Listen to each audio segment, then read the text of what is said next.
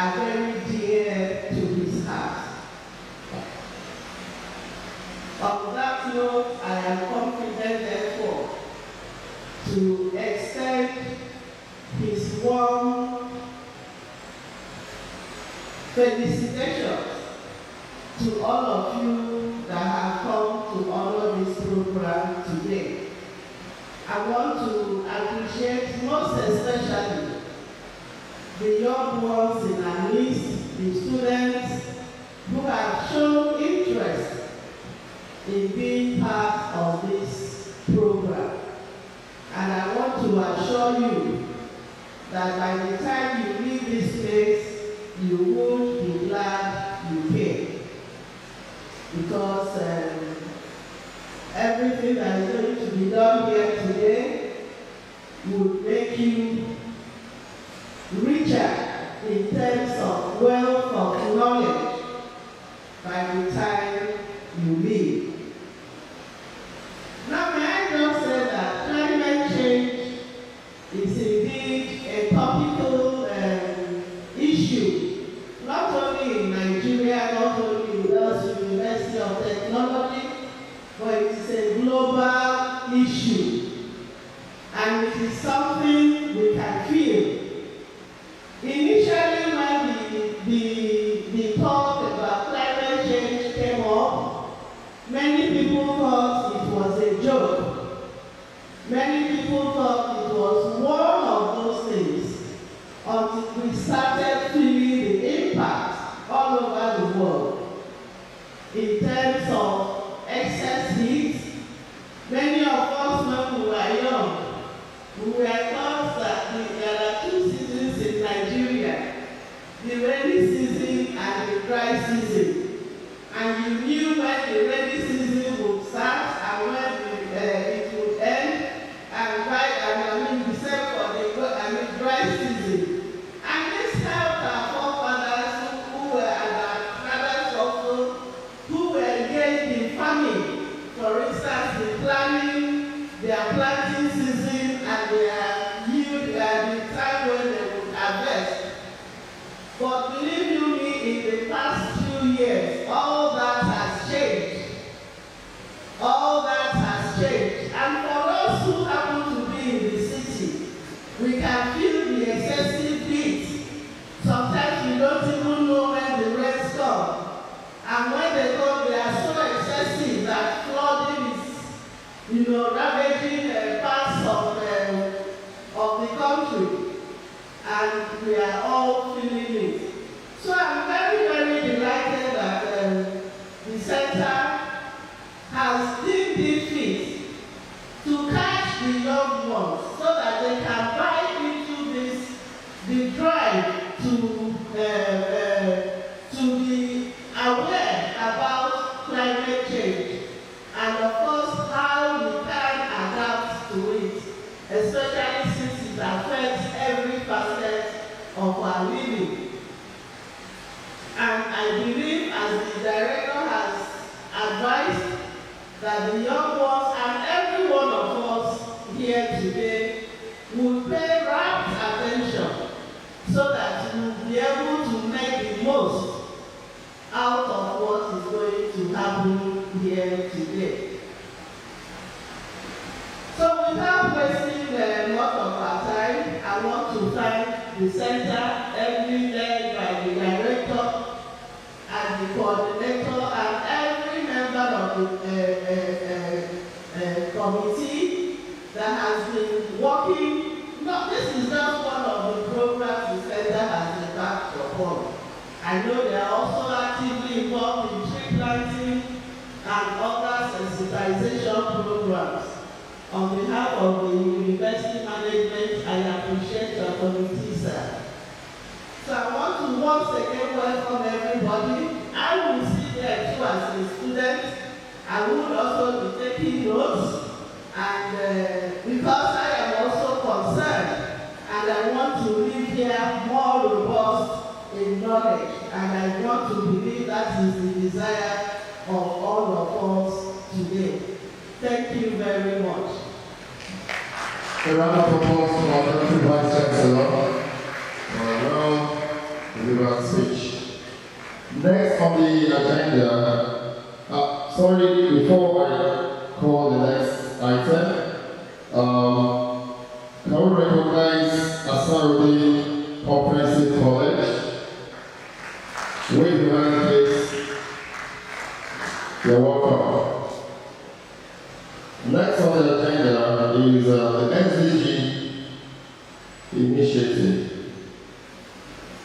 to be delivered by the Director of Advancement Center, Dr.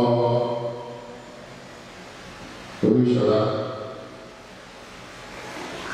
sorry, Dr. Olushola. You're welcome, sir.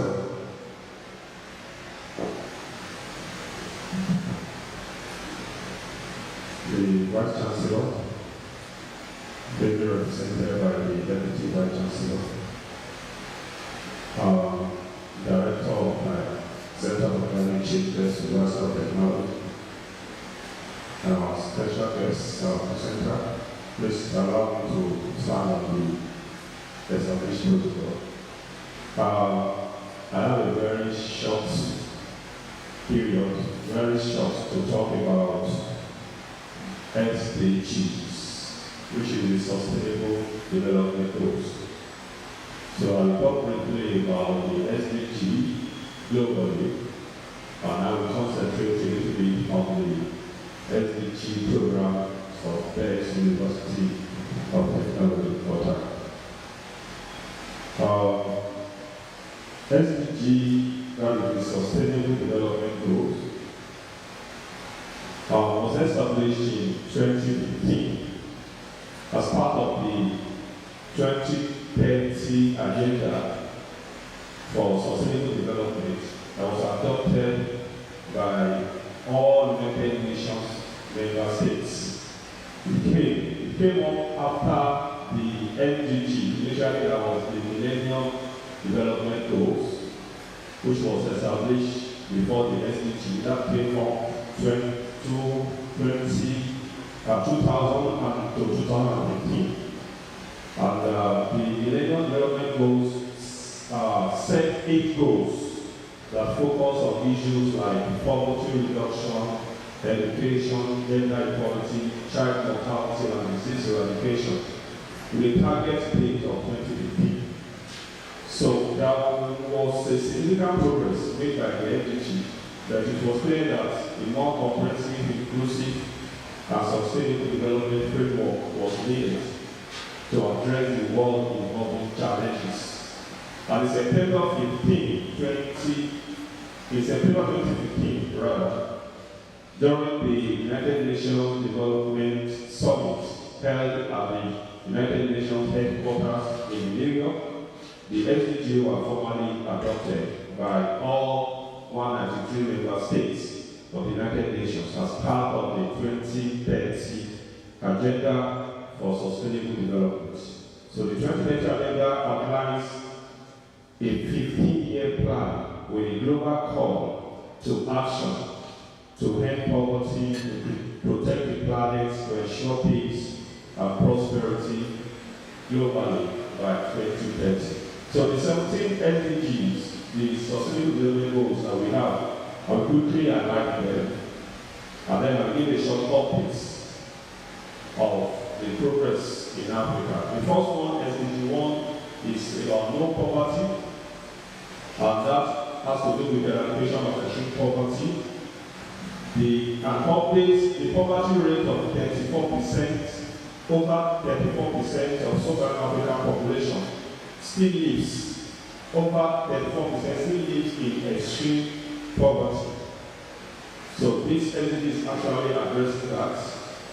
SDG 2 is about zero hunger, and that addresses food security, that access to sufficient and nutritious food.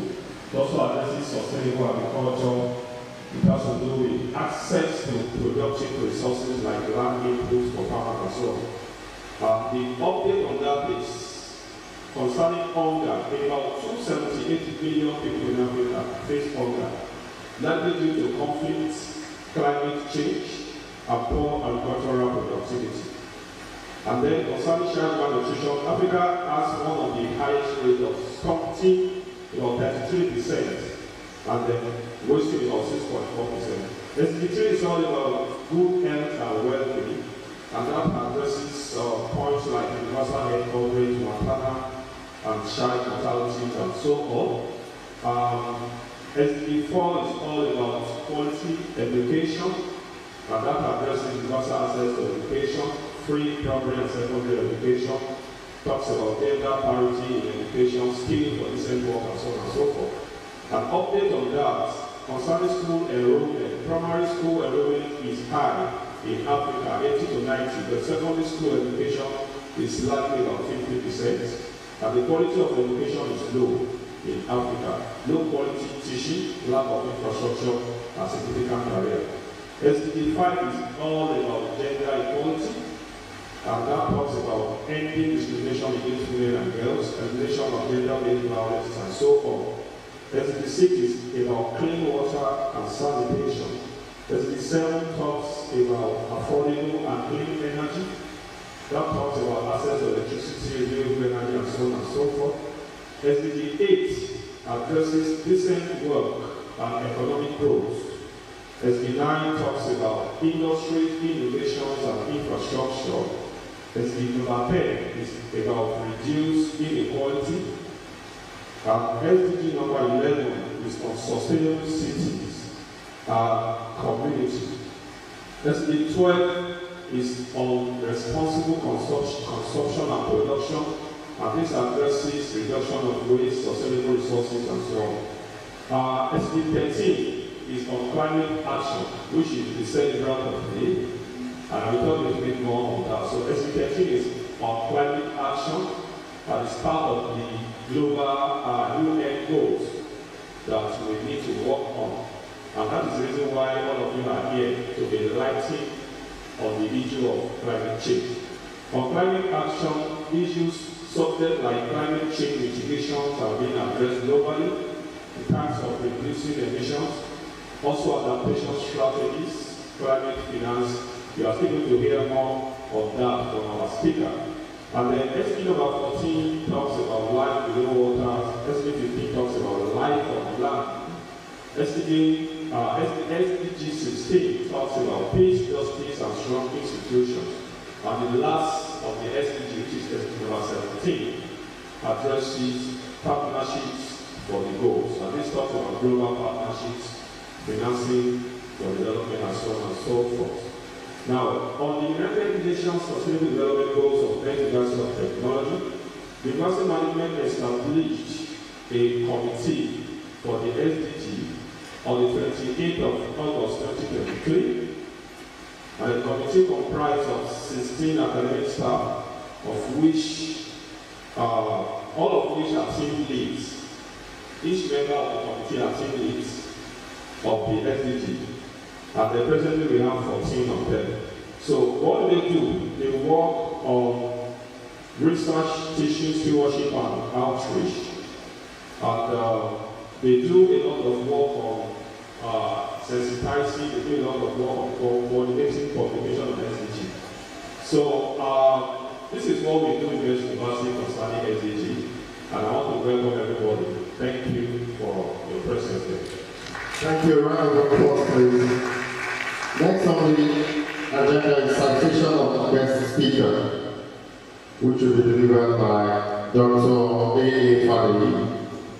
And while he's coming to give us the citation of the guest speaker, let's acknowledge the presence of Faith Academy Schools. Faith Academy, if you are here, please can you wave your hands? Let's give them a round of applause. And then I want you to are here. Please, can we see your hands to you? Now, if I'm not talking about the soul and you wave your hand as you have me, oh my God, I'm so sorry. One of the two, please. Okay, I don't know what you're very soon. Please, let's follow Dr. Fadi who give us the citation of the guest. Thank you very much. Thank you very much. My family is very simple. Just to the extent of the guest speaker. It permits me to kind of already establish protocol. Then before I proceed, I will humbly request that the guest speaker of today, please take our stand and the next very much.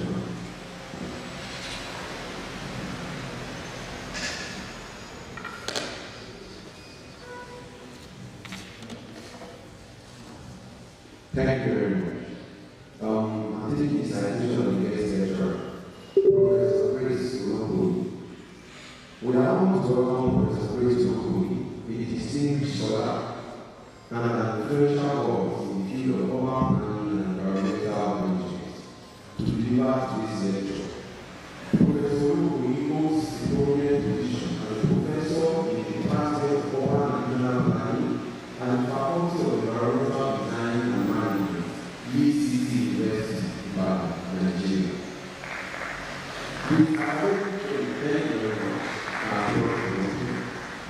With academic training in urban and regional planning and geography, our career exemplifies a blend of academic brilliance, impactful research, and steadfast commitment to addressing global environmental challenges. As the best environmental student in a Master's of Urban and Regional Planning class at the University of Ibadan, Professor Olukoyi's academic excellence has been an evidence from the earlier stages of our career. Our doctorate research at the University of Ibadan explores the crucial intersection of women, water, and climate change, shedding light on gender-specific challenges in water resources management. Professor Olukoyi's academic journey has seen her rise to become the first professor of urban planning and environmental management at UCT University, where she continues to shape the future of environmental management in Nigeria.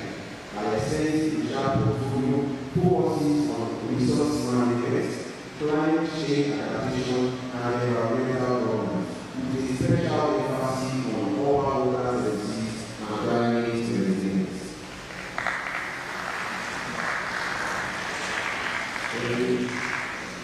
Our commitment to advancing research has earned our including funding from the United Nations Industrial Development Organization, UNIDO, and the Global Environmental Changes for Africa, GEC Africa. Professor Olokuni is also a fellow of the Nigerian Institute of Town Planners, NITP, and the Earth System Governance Project in the Netherlands, cementing our position as a global leader in urban and environmental planning. A prolific scholar, Professor Olokuni has published over 80 scientific articles and has mentored graduate students, including 5 PhDs and more than 30 MSc graduates. Our dedication to community engagement is reflected in our establishment of the Water for Life Support Foundation, a non-profit organization committed to improving water access in underserved communities. Currently, Professor Olokuni is leading the Palm Trees Project, an innovative research initiative tackling the risk of extreme events across Africa, funded by the International Development Research Center, IDRC, and the UK Foreign Commonwealth Development Office, FCDO, under the Climate Adaptation and Resilience CLARE initiative.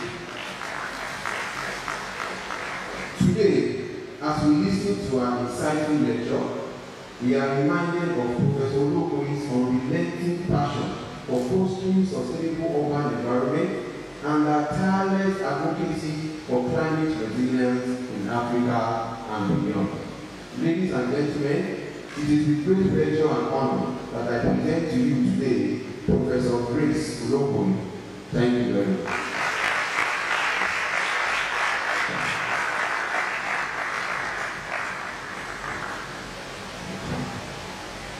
Good morning, the Vice Chancellor, represented by the Vice Chancellor, the Director for Center for Climate Change, the Coordinator for Center for Climate Change, also the Director for the Research Center at the University. I want to appreciate you all for the opportunity that has been extended to me to be part of today's event. This is my first time of entering your campus. Although I participated in the master plan of the university some years ago, courtesy of the director for the climate change. Entering the campus, one thing that I fell in love with is the green nature that I saw.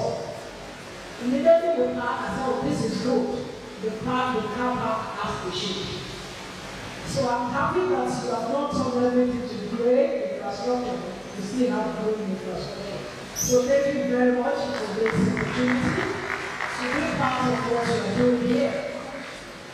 And to our students from secondary schools within the region, I want to welcome you, especially to today's event. And I know that your participation here today will actually bat some hope. And it will help you to see a future that is bright. Years ago, I was like you in my own secondary school, so in my own village. And the future was so broad, nothing to spend the grace, so to say. In fact, most of the time, I was not able to pay the tuition fee, the government school for that matter. But I've seen that many of you are able for private primary secondary school, so you are good to go. I look forward to seeing you over the top years to come. That I will enter into some offices and will be the one telling me that, oh, you are there in the university. That's why I met you. And you can't even say amen. I'll say amen now. You are told that no people used to say amen. And that's how they might do. So that you don't enter into trouble, it's always good that you should say amen. Alright. So the assignment for me today is to look at this topic, climate champions, empowering young minds for a sustainable future. We've already given you my citation, so we'll go with that. This is the kind of what I'll be looking at.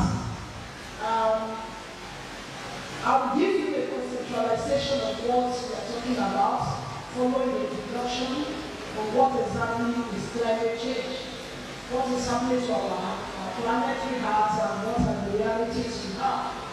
We will look at why are we concerned about the young minds, and what are the gaps that we need to look at, especially in building you up as champions for climate discourse and climate actions. Climate change is a long term of average weather conditions. Even if you are not a student of geography, what we mean by weather condition is it a sunny day? It is a wet day. In the layman's language, that's just what weather is. When we now say climate, we are talking about this weather condition over a long period of time. So weather is day to day. Yesterday was a rainy day. Today is a sunny day. That's the weather. But when we say climate, we are referring to that issues that were considered conditions over a period of time, at least 30 years. If you now see that it is changing, it means that the weather condition over a period of time of at least 30 years is being altered. It's not the way it used to be. That's why we say that the climate is changing. By the annual phenomenon in which the International Panel for Climate Change was resting on, some presidents of nations said, no, there's nothing changing in climate. Some older generations here will remember Bush, President Bush. He said, there is nothing called climate change. Donald Trump also said that. And I will show you now to let you see whether climate change is real or not. There are fighter science that we already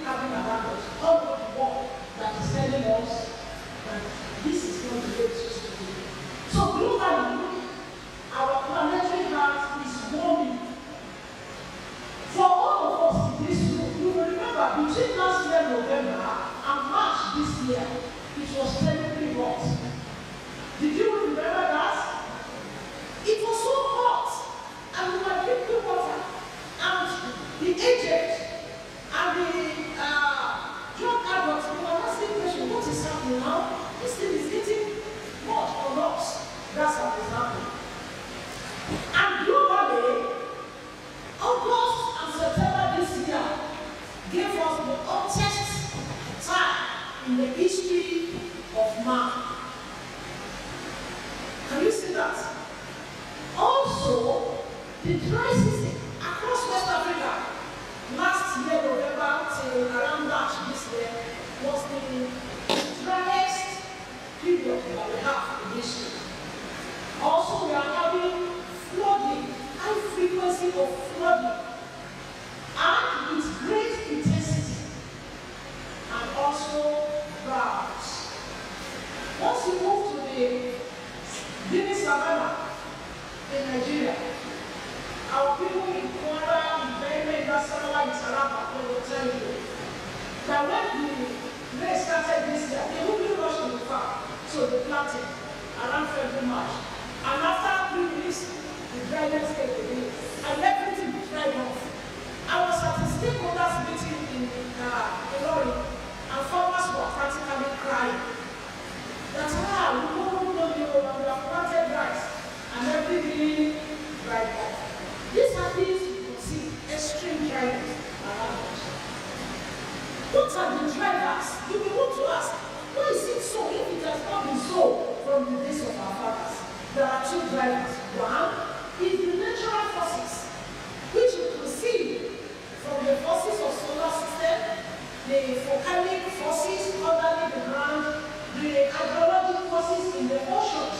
All these forces are coming together to trouble the earth. Sometimes ago, I was flying between Kenya and Tanzania, and the pilots deliberately went so close to Mount Kilimanjaro, and I discovered that there was no iceberg on that mountain again. But in my elementary geography, we were taught that there were iceberg there. That's part of the natural forces. Also inside our oceans, we used to have iceberg there. They are all melting away now, and we are having ocean rising. But the one that is giving us trouble is the one we call anthropogenic forces. Human activities, industrialization, agricultural practices, lumbering, mining, all these are adding to the problem of the earth. But beyond climate extremes, there are issues that you and I are involved in that is affecting the climate. We have the misuse of our land, especially the floodplains. We are supposed to have wetlands where the rivers are flowing. What do we do? We go and build there. We will locate our industries there. And don't forget, water is found its level. So as a result of that, we will not be shouting, oh, what is the name of our doctor in your state? Aha! We should come and save us all the more. Was it the one that asked you to go and build beside the river? So that's part of the trouble. Improper waste disposal. Look at this. You can see. It's a drainage. What have we done to it? We have gone the refuse inside. So if rain is falling, then when the runoff passes, what's going to happen? It will come back to us. Also, our energy use. Till today, we are still using charcoal, we are still using firewood. Even though the amount of carbon we are releasing from those ones are very little compared to industrial nations, but we are all compounding the problem of climate extremes. But look at it. Africa is independent. We are not industrialized, so we are not even the one giving the highest amount of emission to these climate troubles. But if they put the cake of climate impact on the table, Africa will have a larger size. And why? We have weak capacity. We are poor. We have weak governance system. Until tomorrow,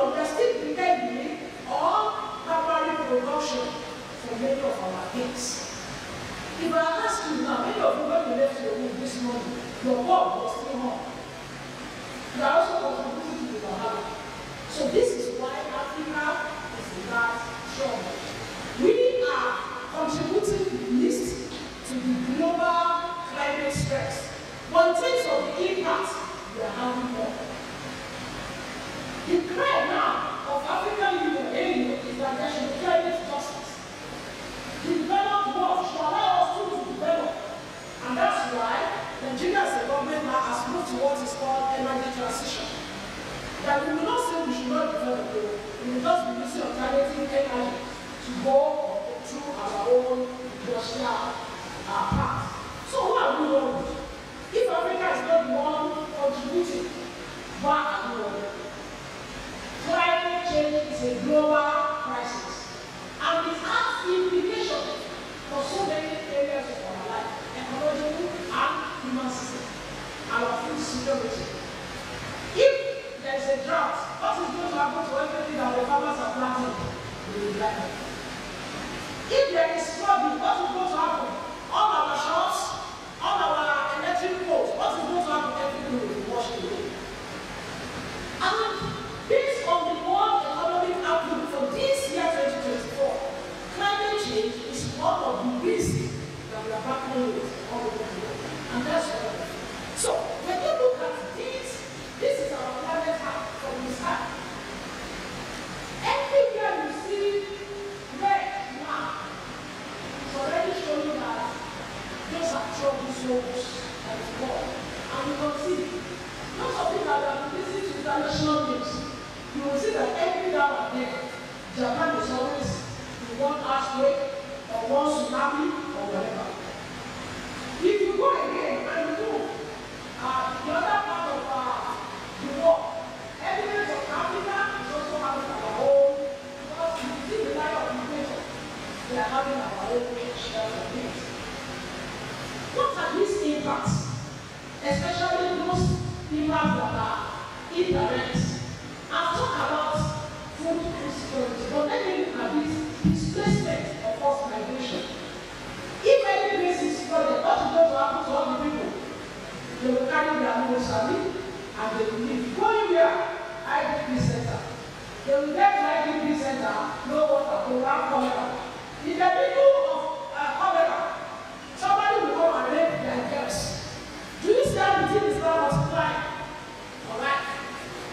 Look at the issue of government stress. The other day when there was a flooding disaster in Maiduguri, people, Mr. Vice President, have to go there. The Vice President of the Federal Republic went there. They weren't looking at that, the money of that one. But by Tuesday, Wednesday, all government heads, they were moving to Borno State. That's already expressed. And they were putting down billions that were gone to some other projects.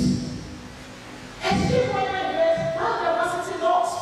Anytime there is flooding or drought, what is going to happen to our flora and fauna? They will disappear. Also, emergency and re-emergencies of diseases. Some of us will still remember Ebola. Can you remember? Can you still remember Lassa fever? There's another one now in Burundi. I just left that country. And 3 days after, WHO announced that there is now something that broke out in the last 24 hours. I said, okay, this has to do a lot.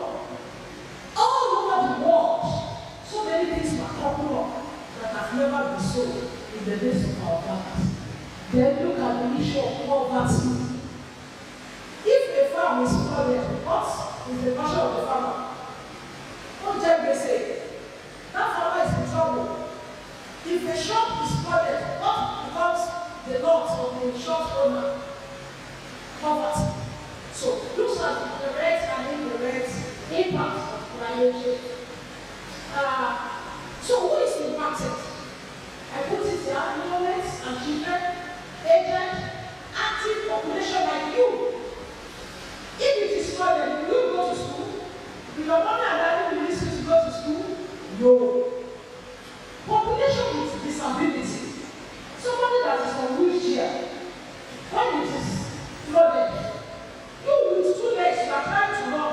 Somebody on wheelchair, what will you do? All the pregnant women. Also, residents in informal settlements, in small areas, engaging young women, immigrants, women, homeless, the refugees, the rural poor, and also employers of labor. Once it is flooded and everything they have invested is destroyed, you think they're going to pay salary to anyone? To manage their disaster will become priority. Alright. in Borno State this year, September. NIMET told us that we are going to have at least 29 states will be affected. And in the last 4 days, Osun, part of Ekiti, and Kogi were flooded. So, we have about 800,000 people affected. We were told 30 people. Yeah? Fast to break the blood. But I know you are not like that. You know Nigeria, we don't have statistics. Because if all of us in the country, we don't know all of us. We are only living by estimates. See how many letters of land? 550,000. Infrastructure, just a bridge, power line, were also destroyed. So look at it. This is that we moving from the sky in last September 2024, September 12. When it happened, see all the other people. And see, this is how Channel Television reported it. So women were even trying to score water from their homes. How many energy will you consume to do that? That's the truth.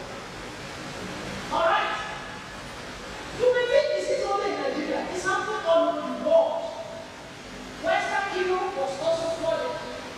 And this is from the NBC. Look at it.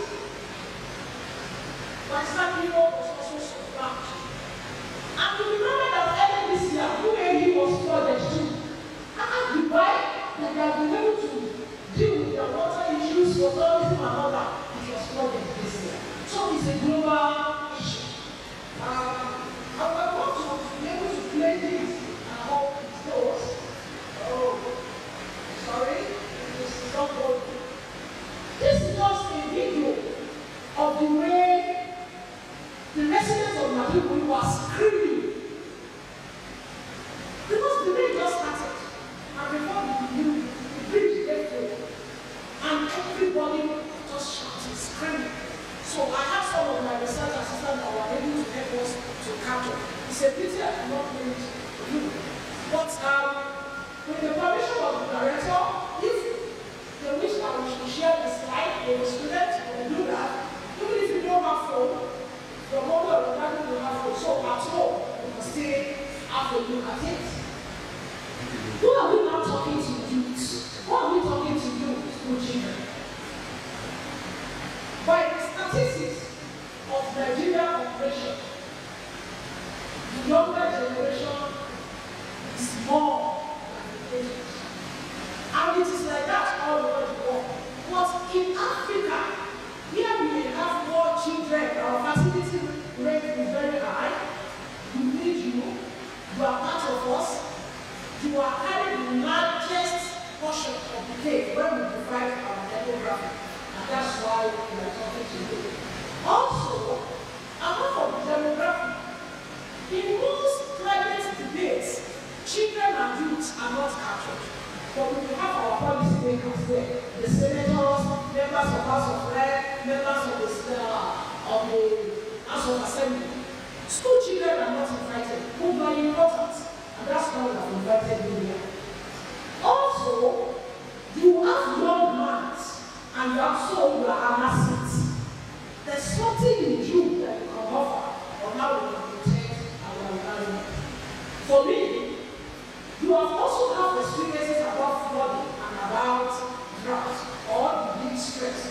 Therefore, your life experiences can make you to become vanguard of climate actions. The reason for this is because there's a need for co-creation of knowledge. And we are doing this because whatever problem we want to talk about climate change, we want it to be contextual. The trouble we are going through in water is not the same thing as the trouble of climate with somebody in Sahara. You are not in the same ecological zone. You are not in the same socio-economic profile. So those are the differences. Also, as young people, we also have value system. We want to understand the value system and we want to integrate it into whatever policy government is making. We want to remove the barriers and now bring you into an inclusion. We want to see that whatever we are doing in terms of climate adaptation in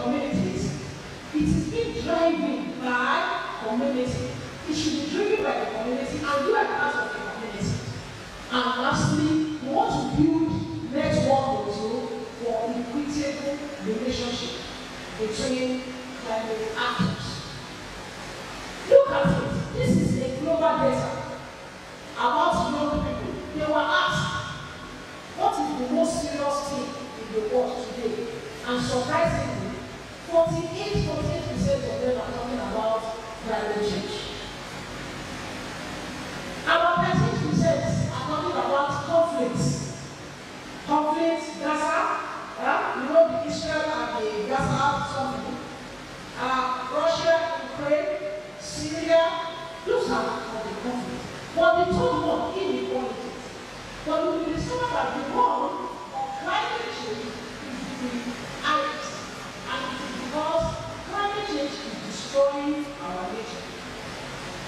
Also, the same report told us that even children, they are aware that human beings, we are the one creating the effects of climate change for ourselves.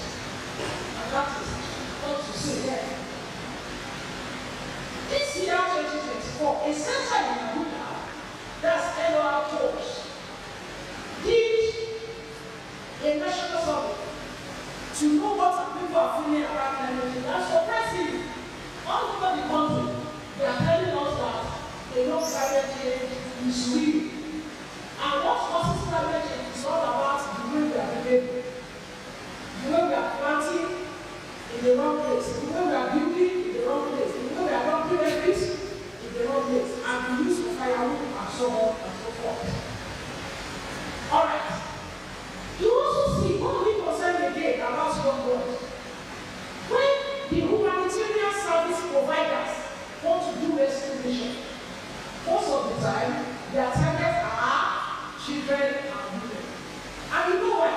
In this room now, if you hear why are those people that will first get out of this room? The men, they are so mobile. Just like why they have gone. But women naturally, something we claim a sensitive woman that you will go, will you leave your children? So, for humanitarian service providers, especially Red Cross, once there's any climate disaster, they are telling these women, children. So, you can see that we are very important. That's why we're talking to you. All right. So, how do we reach this gap? If young girls are very important and climate impacts are real, I put three things there. Number one, we need more translational research. And I'm happy the Center for Climate Change will do that. And the Deputy Vice Chancellor, we know we have been supporting and we will support today. There can never be an effective climate policy if it is not driven by empirical data. If you don't cut our waste, and you know as a country we have done a lot of cut our waste and we have done nowhere. So we need more research. Also ecological settlement. So children, in your compound, your parents are living yourself, you can do some ecological things.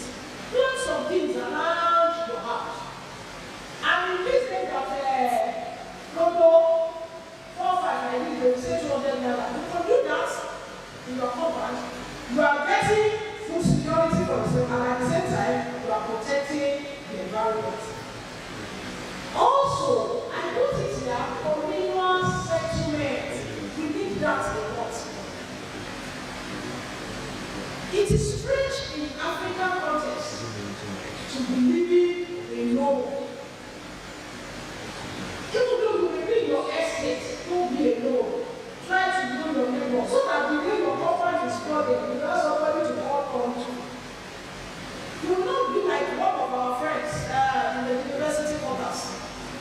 He doesn't greet. It's a super alcohol. Even when you are greeting him, you use the whole of his cap. You look at him. So after a while, he finished his own building in town and moved to town. So he went to town also with the same behavior. months. I said, what happened to Dr. Gabriel? I said, you cannot stay in town. I said, what happened? He said, within 2 months, his house was locked. I said, 2 months, 3 times. Is it the only one in that neighborhood? So I found out and discovered that even within the neighborhood, he doesn't know them, he also don't know him. So when disaster comes, who will rescue him? Nobody. So communal settlement is still a way to go. So that whenever you are going through climate stress, you have somebody you can talk to. Today, in some parts of Africa, especially in the parts of Africa, they are having mental ailments just because of the climate stress. All their animals are gone, and so they are developing psychiatric ailments. So, live communally. Those of you from different schools, when you finish this program, go to the next school and ask for at least names of 2 people. And I can tell you, you can start that friendship here today. I'm not a prophet, but you can go beyond here. So God has not beside you. Don't be living in isolation. Believe that you're dealing with climate stress. I conclude. Climate risk is real, but we need to profile the impact even on the youth. This is part of where research is also coming in. How many school children do not go to school as a result of flood in a year? And what is the way out? You may not have been expressing that much in your career, but in Badagry, I saw a drama. The children have gone to school, and when they started, they couldn't come back home. I said, wow, you need to profile that so that our policy makers can know the realities of what we are talking about. We need more production of knowledge. We need storytelling. So assuming the time permits me, I will have sampled some of you here to come and tell us the story of the experiences about climate experience. Have you witnessed a flooding experience? And how did you feel? How did you go? We need to practice some storytelling because that will inform our policy makers better. And lastly, we need to build network for environment and social change. So for the Center for Climate Change and Vers University of Technology, our researchers should not be local researchers. They should network with other climate scientists in Nigeria, in Africa, and all over the world. The challenge with us in Africa is that even most of the time when they are profiling issues, they are not represented. Because we don't publish in impact journal. It is one like my organization, every journals. They don't publish somewhere on a place, and when they are reporting internationally, they are not captured. So I'm challenging us, Vers University, that let's build network, let's build empowerment, the one that will transcend Vers University, that will go beyond Ontario, beyond Ogun State, and even beyond the field. But we do that. I know for sure we will be having a more resilient situation and a more better planetary heart to live in your life. Thank you very much for your attention.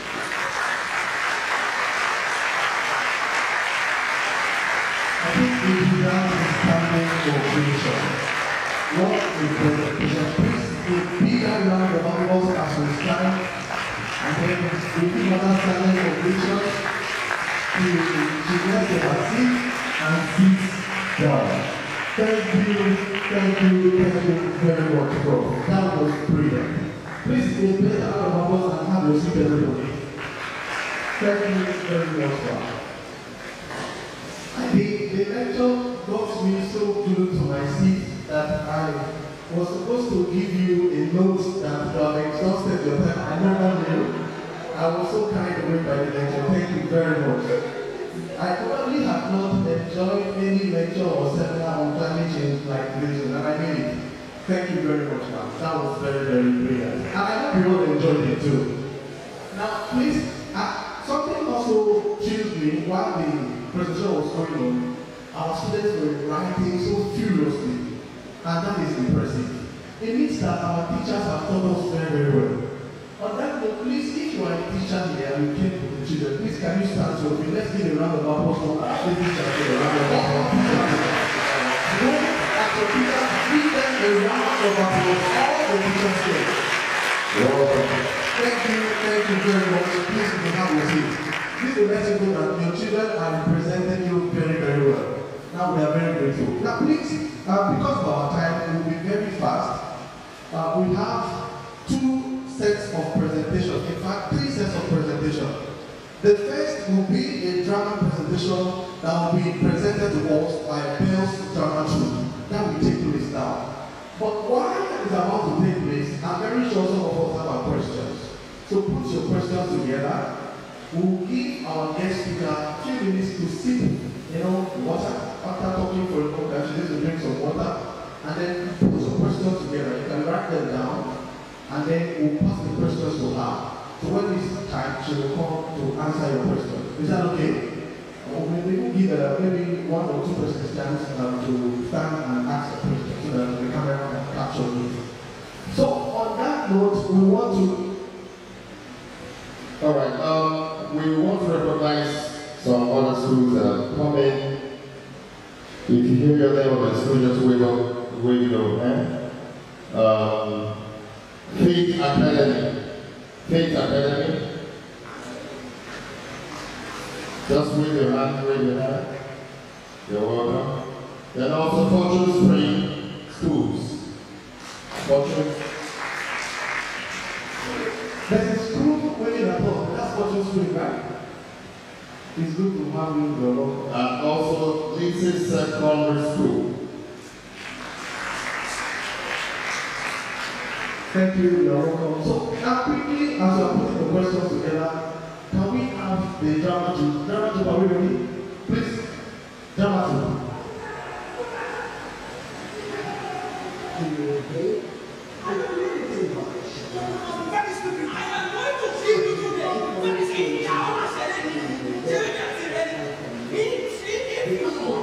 You must be very, very sorry.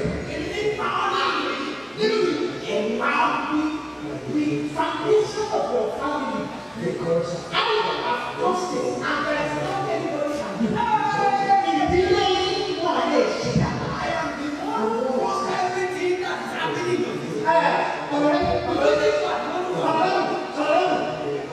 You invited us to this meeting, that is why I came. If not that you invited us, do you know me? And I never heard this kind of one. Oh, I cannot do this is too bad. What's your brain? If I should go, what do you like?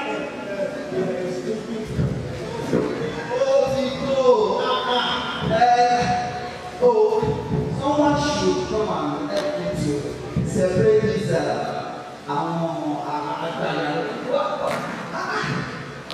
why you have this problem? Why always grow up? The people are laughing. That's just true. For the past 3 years, we've been trying to broker peace between the 2 warring communities. You don't want to see why they live in you. That's just true. Ẹ̀ṣẹ̀ sùúrù ṣé bí ọlọ́rẹ́kù lẹ́gbẹ̀ẹ́ àdèlè dára iṣẹ́ mi ṣe you don't do it on the road and that is why you have to respect me ṣé ẹ bí ní dúró ni ẹ̀ṣẹ̀ sùúrù. Hold on, just be patient, everything will be settled. In that case, without wasting much of our time, will you explain what the problem is to us? I am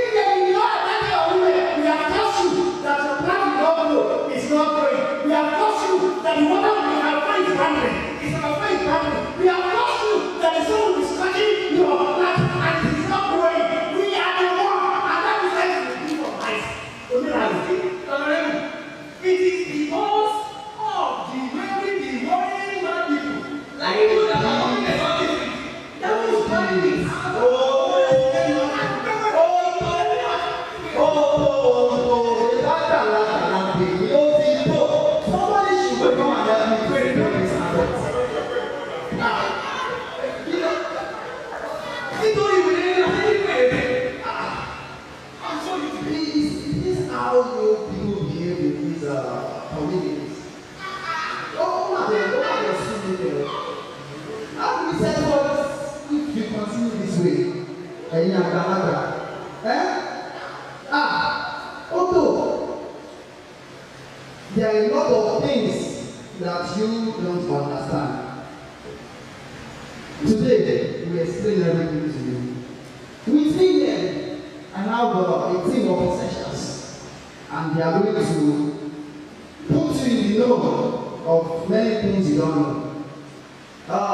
Professor Kada, you are welcome. Please tell them what they don't do. Away, say suru. Say suru, hold on. Professor Kada, that please tell them. Thank you. Thank you very much. I am Professor Kadara from Bells University of Technology. The governor has asked us to investigate issues affecting the warring villages, and we swung into action immediately. Through the review of the very recent literatures, we discovered that for the past 4 years, climate change has been affecting rainfall in almost every part of the country, not just in Birikitu and Daiba communities. So I don't know what you're fighting about. To add to what the Prof said, we did not end there. We carried a research and interview of different focus groups to discuss what's happening among the farmers. And we did it through the selected districts in each state of Nigeria. So in our findings, we discovered that there are growing scarcity of water, which is very pertinent among the researchers. So that is why the problem is still persistent in your community. Thank you very much, Dr. Ken. Like the professor has said, and with due respect to the honorable that is seated here, we know that they didn't have the knowledge. That's the reason why we are seeing what we are seeing here. And through the research that we have carried out, we have a report on the situation on ground. This is the report. My name is Dr. Amiju. To ensure that we are very accurate in our research, we have decided to select some land in the Wari villages to do experimental research. We cultivate land in Lobiki and planting on a portion with irrigation and the other portion without irrigation. On the same land, we replicated the same in Agbaida. At the end of our 6-month research, we found that the farm with irrigation had high yield, and the 2 villages have been high yield, and the one without irrigation have a poor performance. And the 2 villages have been having issues concerning that, which we conclude that it is by the effects of the climate change, not the cause explained by the 2 villages. Thank you very much, everyone. Thank you, Professor Kadara. You see, my people did not know, they don't know anything. And they are claiming to have laid courses on one another. I hope they now understand. Without wasting much of our time, I really want to appreciate your team for a wonderful job done.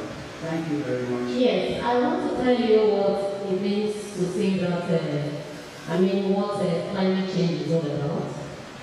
In simple form, climate change is just a long-term shift in the Earth's average temperature and weather conditions.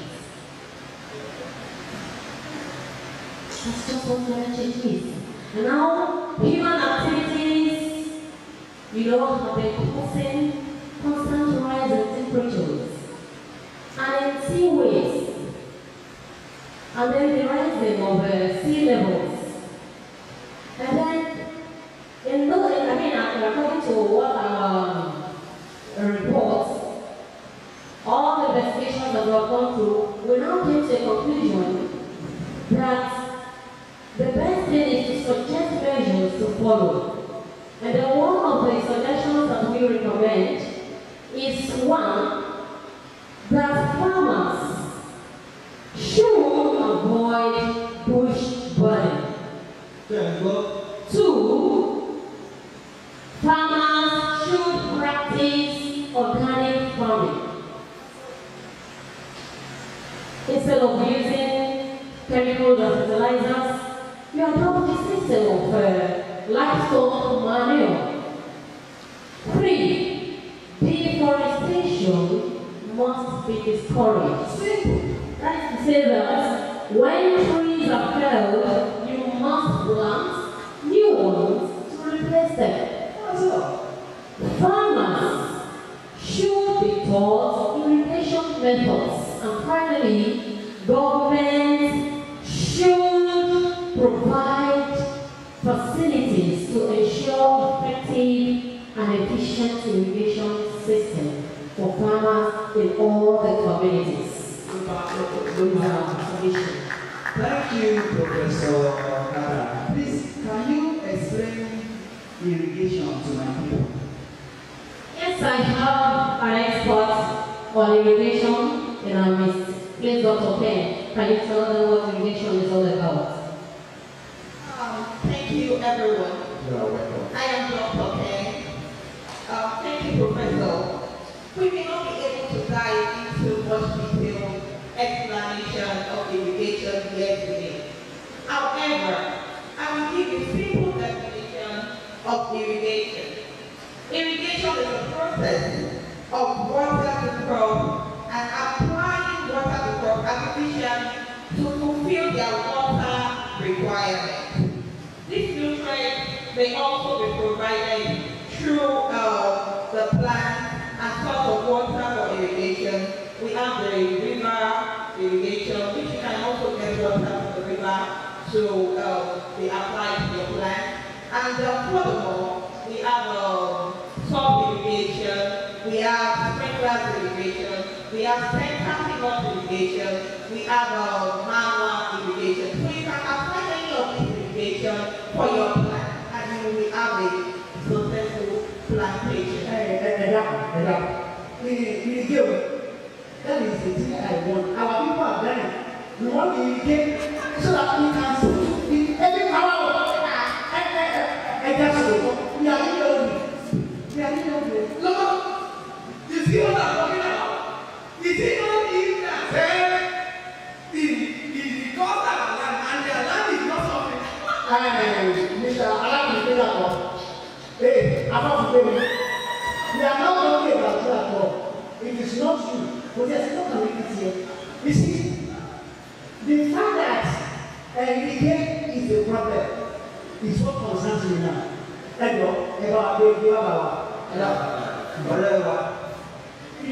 It's okay. It's called irrigation, not irrigation. It is alright, my brother. Whatever, it is okay. You see, irrigate or irrigation, we will do that for you. That is what we are talking about. So you better, before we do that, please come. I want you to do something. Stand here. Whatever, or no, please. DJ, I'll be a very good one. How will you irrigate? I will give you irrigate. So now, the two warring communities, we want you to embrace each other to show that there is love and harmony. Without that, without that embrace, there is no irrigation. And move on, this one, this thing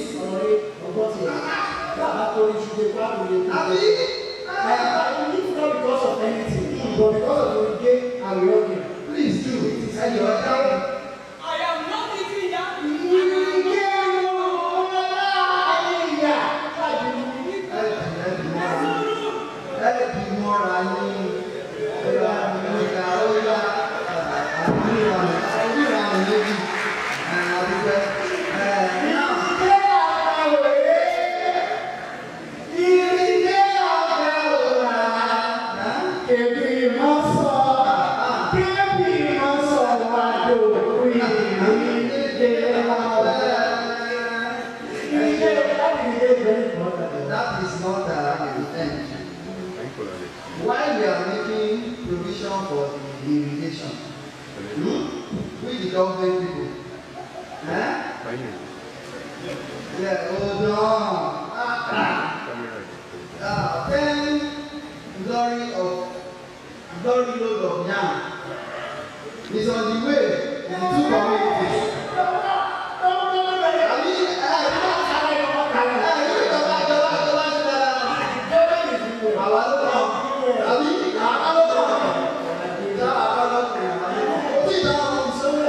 There's also 5 trucks of beans on the way.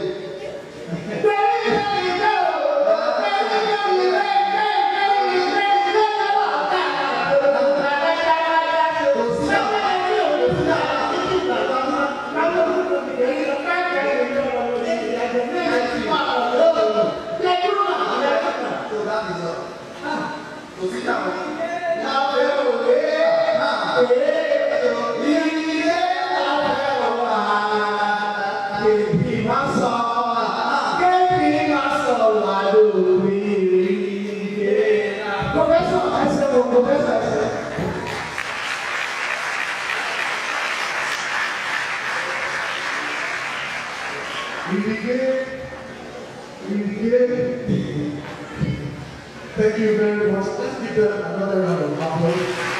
Very inspiring and presentation from Bells Dramatic. I enjoy it. Now, please, we want to announce to us that we also have Scholars School Water, well represented. The scholars, please, can I see your hand? Now, I think to introduce you before, I'm introducing you again. I'll introduce you again to make for the one I did not do initially. I'm sorry about that. Please, we want to call the names of the schools that will be presenting for this very program. So if I call your name, the name of your school, you just need to be prepared. We have just 3 minutes to 4 minutes for your presentation. And I want to let you know that your presentation is going to be appreciated. So the first group of school will be Iju Ipiye High School, Iju Ipiye number 1, the Bells Comprehensive Secondary School, Covenant University Secondary School, Round of applause, please. Sorry. Treasure Church International School, and the Future Pillars College. The 5 schools I mentioned will be in Group 1. So you will be the first set of schools to have your presentation, and very, very short presentation. So just be prepared. Group 1, that is Group A, the schools I just mentioned, please get ready. Your session will be shortly after we take our questions and answers. Then Group 2 would be We have Abido Pro International School. Second, we have Anglican Grammar School. A round of applause. Asarudin Comprehensive College. Fortune Spring Schools. Last but not the least, State Academy. Mr. Vice Chancellor, sir, heavily represented by the Vice Chancellor. We crave your indulgence that the students that have come this afternoon have shown interest that they would give a short presentation to show that they too understand the need of climate change and they want to do something about it. I believe it's going to be a good session. But just before they come, we will also introduce the panel of judges who will be looking at their presentation and then judging the presentation. They will start with our INEC, and I'm sure that they're going to do a very, very good job. The first person on the list, who is the chairman of the panel, is Professor M. Ibilo. Please, can we give the Professor Ibilo? Please, you can come over here. That's our INEC chairman. Oh, sorry, our chairman panel of judges. You can come over here, sir. Thank you very much. If you give the round of applause, you'll be faster. The second person on the list is our convener, the SDG lead, that's Dr. Folashade Ogunleye. A round of applause, please. And then the third person on the list is Dr. Akinpelu, Olusegun Akinpelu, who will be the third person on the panel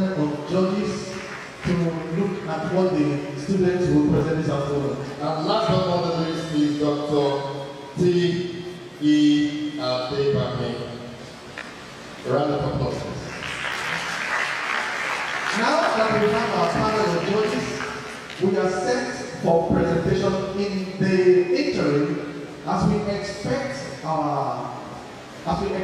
the first set of schools to be ready. Let me run through the list again. The first school here. The first school here is Iju Ibie High School.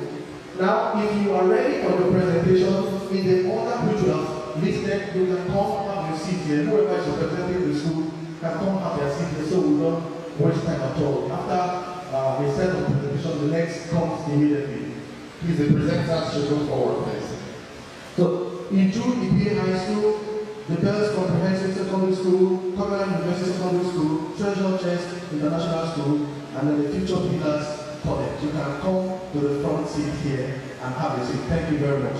We have a few questions arising from the lesson and the guests, the lecture we just received this afternoon. There's a question here, and the question goes to our guest speaker. I will read it while they are coming. While they are coming, you have questions, please put it in writing. The first question is, can climate change club or group be created in all schools within OTA? That's the first question. Number two, that should be able to expose the students more on the situation at hand. Oh, that's a continuation. The question is, can climate change club or group be created in all schools within OTA so that the students should be exposed more to the situation on ground? That's the first question. Exactly why this sensitization program is going on. Do we have any other question? Anybody has any question? Any other question? Okay. Please, ushers, can you assist us pick the questions? Now, as the guest said for the first presentation, the first question, I would like to give the microphone to the guest speaker. I'm sure she's going to hand over the microphone to another person too to answer this question. Prof. Thank you very much. The question actually gave me an assurance that we got this. Yes, we got. And that would mean that the Center for Climate Change at Burst University, one sensitization, we now move to climate action.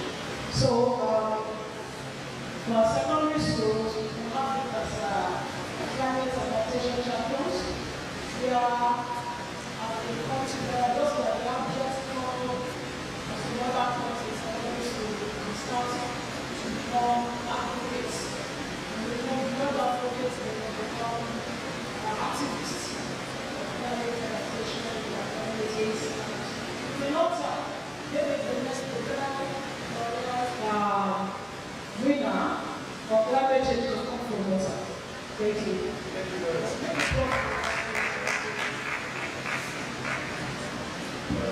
Thank you very much, Vice Chancellor. Now, this is the ultimate goal. Well, the Center for Climate Change had this one at the back of our mind. See, it's in secondary schools, we used to have what we call literary and creative society. This farmers club and so on. We should have what this person is asking. It's essentially a climate change club. And this one will be nurtured. It will depend on the authority of the school, and we will liaise with as many of these schools as possible that are interested. But this is at the core of what we work. So let us nurture it, let us grow it, and I'm sure it will be fruitful. Thank you. Thank you very much, Prof. A round of applause. Now, before we get into our presentation, I also hand over the microphone to our team of judges to tell us the rules of the game. There's another question here. It has been projected on our board here. The question is it really possible for us, the students present here today, to make a difference when we have almost no influence ability? How can, as a student living under my parents with no resources, change my climate positively? Maybe we'll just take this and then we'll go to our presentation. Thank you very For me, there is no one that cannot influence a change. You can influence the change, not necessarily because you bring money out of your pocket, but your word of encouraging your parents and assuring them that it is not forever they will keep on using firewood. You are already influencing the change. And you may not tell as you are saying it, one day, it will yield a positive result. So, none of us here should say that I don't have influencing power. You have. You are a human being, you have your brain, and you have some other resources that we also may not even see. Some of you in your religious organization, maybe in the church, in your mosque, you are doing some things there that even when you talk, certain people will listen to you. That's already a platform to influence. So don't tell yourself that you are not influenced. Influence so many things by the potential one that deposited in you. So that will not be my answer. Yes. Ordinarily, there's nobody who cannot influence. I remember when I was in secondary school year 3, and I started learning sciences as well. My father was a farmer, a real crop farmer. So I thought we had in front of our house a small portion of land. And you know what I started doing? I started planting trees in front of the house. And at the back, I wanted birds. So I identified a tree that was light. So I planted it at the back of the house. I planted some in front of the house. So one day my father was coming from outside. He said it in the dialect, and he said, "What is this?" I said, "Trees." He said, "What would they do?" I said, "They will grow and then they will grow." He said, "Uproot them." That's my father. Because he cannot figure out what it is. So I waited. I uprooted it. By the time I got to from 5, and now, I've become bigger and more confident. So I then planted it. At that time, my father did not reach an eyebrow. The only problem I had was the one I planted at the tree because it was funny. It has thorns. So my father said, "This thing, although there are thorns on it, but when I walk under it, I put thorns in my shoulder." They don't say they don't wear slippers, they don't wear it. So what I'm trying to say is that every good, you will identify the type of change you want based on the peculiarities of your parents, and I'm sure it will work. Thank you very much. Thank you very much, sir. And there are other questions here which we will not be able to answer. But what we can do is to gather them. The guest speaker will want to do it, but it will be very useful to the Center for Climate Change. We will have to work on them and see how we can put it in our show. Okay, there's nothing saying we cannot have a leaflet. Answer some of these questions with some pictorial representation and then put it to schools. Alright? Maybe that will be some form of answering some of these things. So just to encourage our students. Thank you very much. Thank you very much. Round of applause. Now, as the program goes on, in between, your questions will be taken as time permits us. So right away, we go to the presentation. We have the first set of schools there for their presentation. And please, I'd like all of us to cheer them up very, very well. Irrespective of the schools they are coming from, cheer them up very well. And then boost their morale, just like we will say. So first on our list is Iju Ibile High School. Let's give them a warm round of applause. Please come to it. It will be very For the course of time constraint, you can only use 6 minutes, maximum of 6 minutes. So between 3 to 6 minutes, please. Thank you.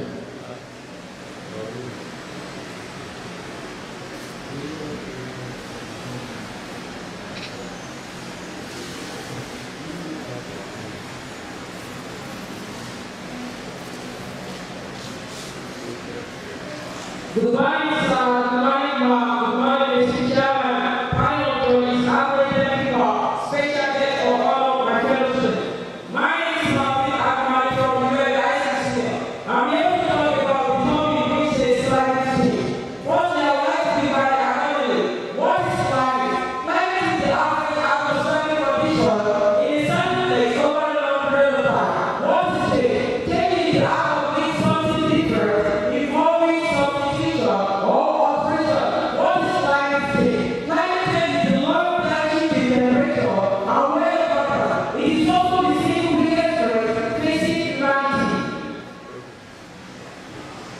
facing humanity. Some signs of climate change are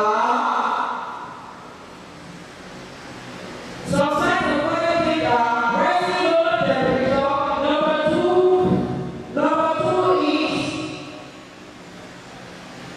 Number two is rising global temperature.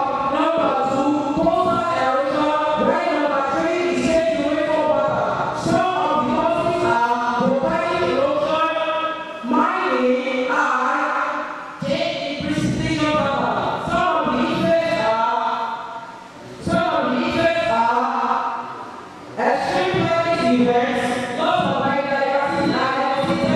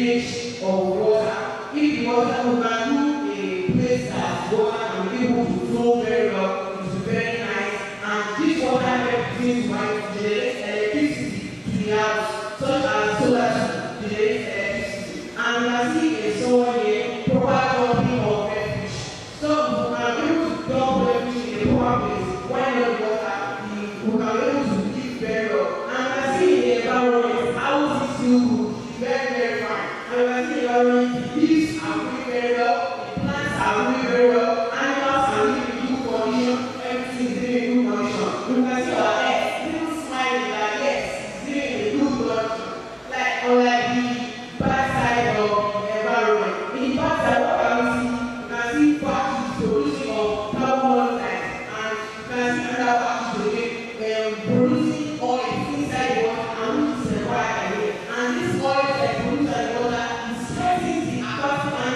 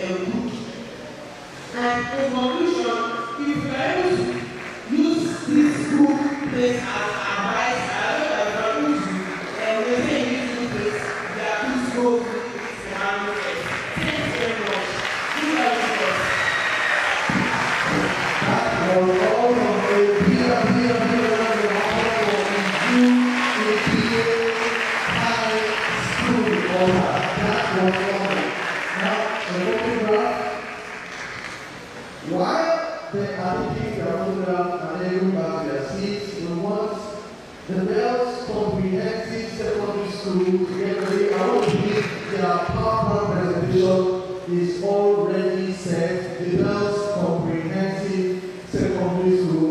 Can we give a round of applause to welcome the Bells Comprehensive Secondary School for their presentation?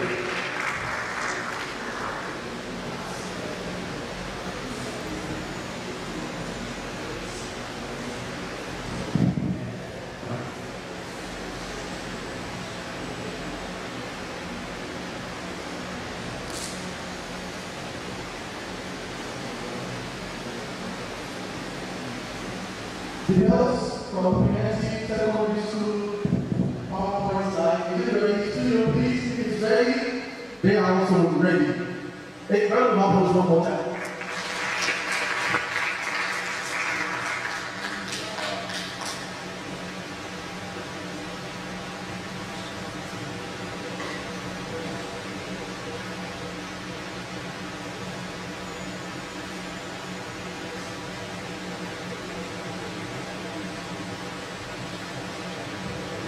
Okay, if you clap for the studio will be very fast.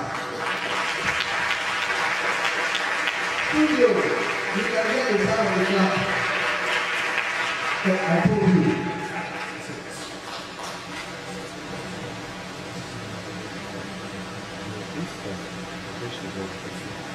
Good afternoon, everyone. My name is Shobali. I'm presenting this project to me. And we are both students of Bells Comprehensive Secondary School. And now we are here today to talk on Climate Champion, empowering young minds for a sustainable future. Our main focus is on the urgent issues of climate change, its impact and mitigation strategies. First things first, what is climate change? Climate change can simply be defined as a long-term shift in the Earth's average weather conditions. What are the causes of climate change?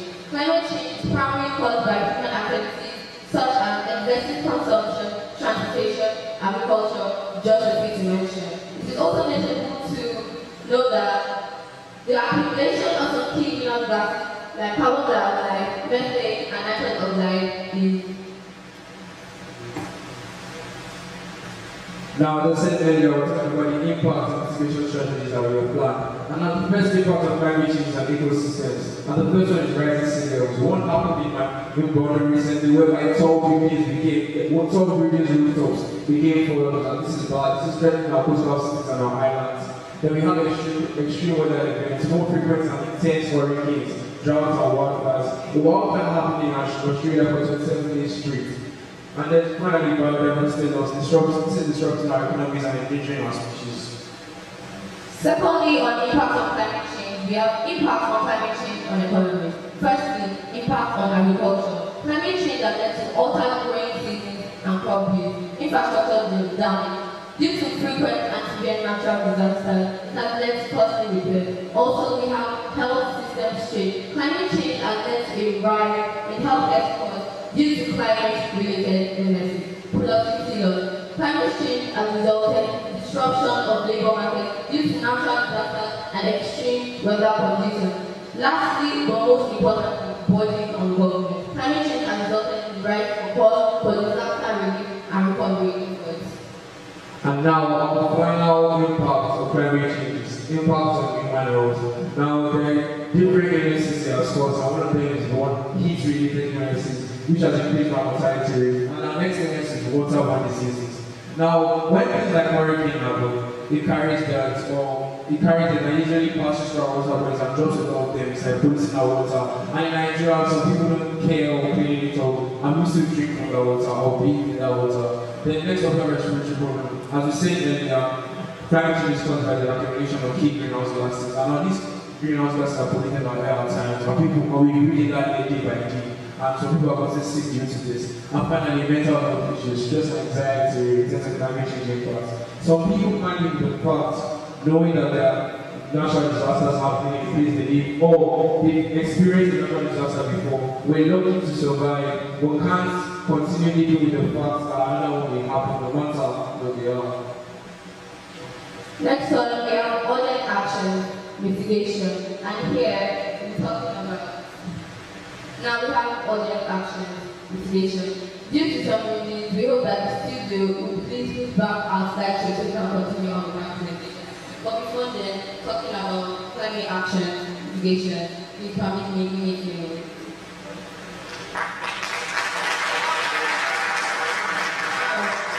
Urgent action and mitigation. Firstly, we have transition to renewable energy. Now, it is important to know that we need to transition from sources of energy that increase our emission rate to sources of energy like solar, wind, hydro, and geothermal power, which have less emission rate. Secondly, we have energy efficiency, and this is simply telling us to reduce our energy consumption in buildings and our various transportation systems. Thirdly, we have sustainable agriculture, and this is promoting practices that reduce emissions and protect our land. And lastly, we have forest conservation and restoration, and here we are talking about protecting power and promoting biodiversity. And now our second urgent action is how we going to adapt these mitigation strategies we brought up. Now the first one is infrastructure resilience, building climate resistance infrastructure, building structure that can go against most of the natural disasters that happen once in a while. Next is early warning system. In Florida, Americans already alerting them of an incoming hurricane, grade 5 hurricane called Hurricane Milton. Now this purpose of this early warning system is improving preparedness for hurricanes as residents of Florida are already evacuated. Now, climate smart agriculture, developing crops and farming practices that can withstand changing conditions, and finally coastal protection. Some coasts are near the sea and at times they can be rising sea levels. So now it's trying to defend our coast from these rising sea levels. Now, individual actions, and this comes back to us, we individuals. We need to learn how to start minimizing our waste. We need to start using sustainable transportation. We need to start using energy efficient appliances, and we need to start supporting sustainable businesses. If we want to combat this problem called climate change, it starts from we individuals. Firstly, reduce, reuse, and recycle. This is simply telling us that as individuals we need to learn how to minimize waste and consumption. Sustainable transportation, and this is us choosing walking, biking, public transport, and electric vehicles because this helps to reduce emission rate. And thirdly, we have energy efficient appliances, and this is simply choosing to use energy saving products. And lastly, we have supporting sustainable businesses, and this is choosing companies that prioritize our environment and are ready to be responsible for it. And now let's talk about international cooperation. Now, when I say international cooperation, I'm going to talk about sustainable development goals, addressing climate change as a part of the broader agenda for sustainable development. This is the time I was given. I can't really discuss on each and every sustainable development goal I have, but we see a few of them. Goal 3, goal 6, clean water and sanitation. Goal 7, affordable energy. Goal 9, industry innovation and infrastructure. Goal 11, sustainable cities and communities. Goal 12, responsible consumption and production. Goal 13, climate action. Goal 14, life below water. Goal 15, life on land. and most importantly, Goal 17. Partnership for the goals. Now, what we said our important one is Goal 17, so the Paris Agreement, whereby a few countries came together and said the global commitment to limit global warming well below 2 degrees Celsius. Now, as we are now, we're sitting at the brink of climate calamity. And where we are, by 2025, the world will exhibit a 1.5 degrees Celsius warming by 2025. And by 2100, the world will exhibit a 1.5 degrees Celsius warming. But what we need is the rapid and sustained greenhouse gas emission by reduction by 43% rates. By 43% rates. And now, most of our international climate funds, which support whereby developed supporting countries, whereby developing countries support developing countries in their efforts to mitigate and adapt to climate change. Now, during our research, we realized that around 2019 to 2020, some countries were able to gather up to an average annual of $803 billion to mitigate and adapt to climate change. But the fact that some developing countries still need at least $6 trillion to adapt and mitigate to climate change, this is bad, because some developing countries still need help. In conclusion, addressing climate change requires urgent action and a commitment to sustainability. By understanding its impact and implementing effective mitigation strategies, we can protect the planet for future generations. Together, we can create a more resilient and sustainable world. Thank you.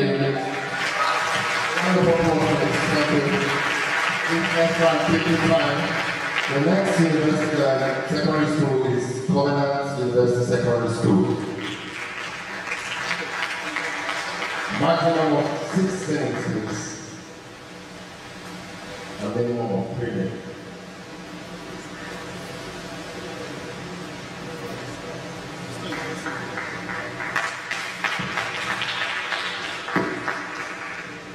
Hello everyone, my name is Mabel Sabagini, and along with me we have and we're here to represent Covenant University Secondary School, talking about the Sustainable Development Goals, and we have one significant one that we are celebrating, which is climate action. The Sustainable Development Goals. Sustainable Development Goals are set on 17 global goals set by the United Nations in 2015 as part of the 2030 Agenda for Sustainable Development. Here are some Sustainable Development Goals: no poverty, zero quality education, climate change, which is our central for today, and many others. Let's welcome this spoken word for so that we can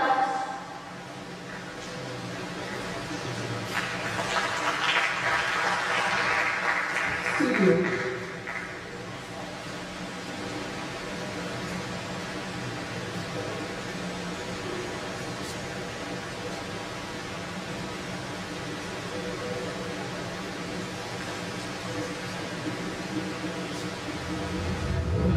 Being an entity whose established hope is a war with global revolution.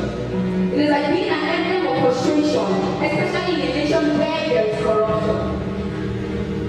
Dying daily in oppression.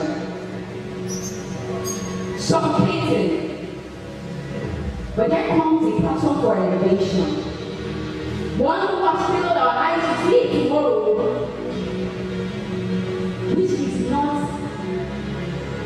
achieved by human conditions or by human convictions. One whose vision statement is not just an enactment, but a placement for testament. That is a blueprint to be shared among people.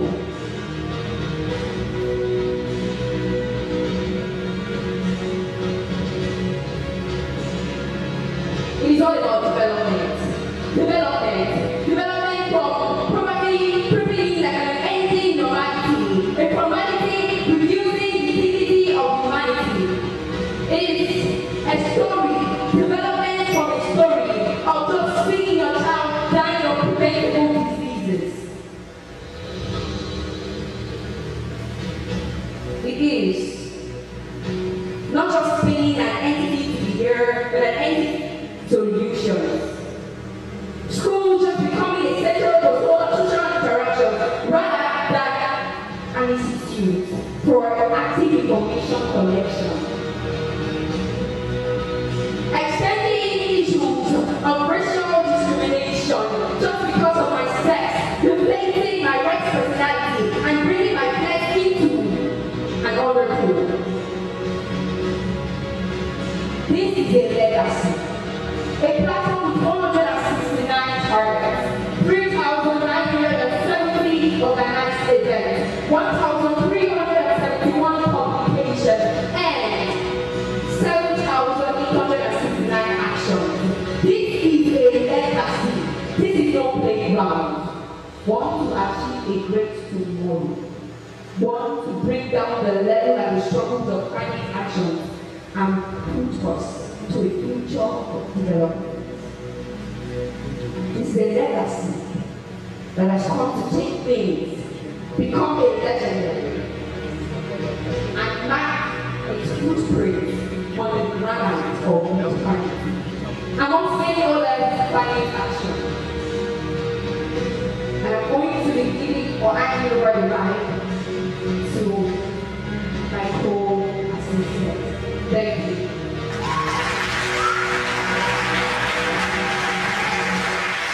Yeah, and then you have from my second school. To focus on the point he has mentioned earlier, climate change, that's why we're all here. Climate change. For everything that for a change to happen, you need to change. First thing you need to change is not the physical forms, it's the mentality. That's why we're all here. I would like to thank the organizers of this program for doing so for the team says empowering the future for sustainable development. So we are the futures, so are the future rather. So we are going to be developed and we are going to be the ones to lead the organization. Funny thing, funny story, one over 3 of the population of the world leaders agreed on rules to maintain, to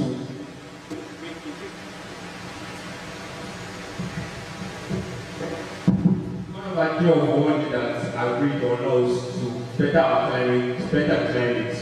But what happened to the rest? They were ignorant. As the guest speaker earlier said, even some presidents were not aware of what climate change is, but we have the opportunity to do so. We are the change we want. Climate change, greenhouse gases, burning of fossil fuels, we can stop that when we get to higher positions. To stop this, we have to come together and build a network to stop the fight against climate. I want to remember one person said that when we are disrespecting the nature of climate, to say, for instance, like a child beating the mother, and what you get to return, the mother spanking the child voluntarily because there are going to be a lot of floods and everything to destroy the world. So let us stop fighting it and come together to save it. How can we save it? Irrigation, or rather, should I say irrigation is using of artificial water to like increase the production of agriculture. You need to like build one year. Don't let this thing only die here. Go to your schools, preach it. There's only one way to tell it to everybody. When we pass the value, then we can create a change. Thank you. And so thanks for our presentation. One thing to note is that, and now it is set. This is liberation. Sustainable development goals with fanatic zeal. This is determination. A ginormous envisage to be accomplished. This is hope orientation. Take note that climate action is not just something to place on the ground, but a mentality to keep on standing in your head. Thank you.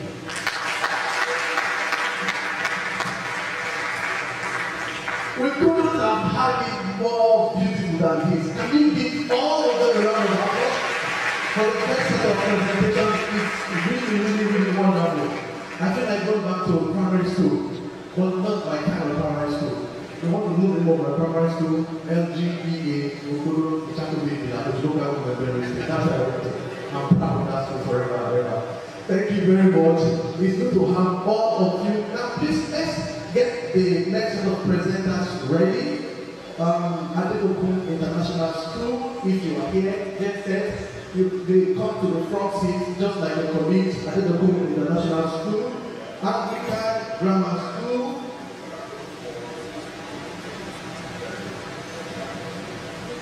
the other schools I mentioned.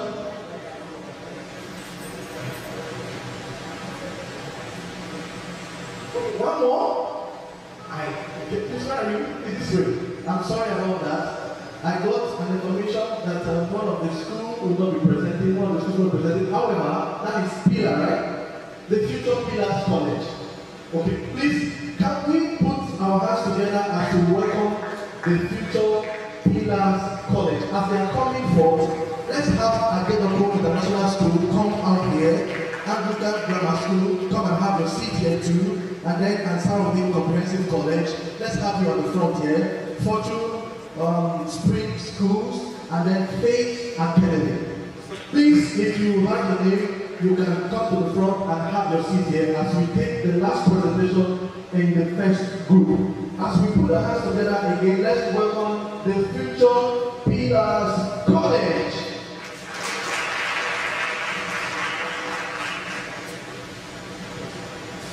Good afternoon, everyone. name is Pila Oledele Tulua. I'm 18 years. Pila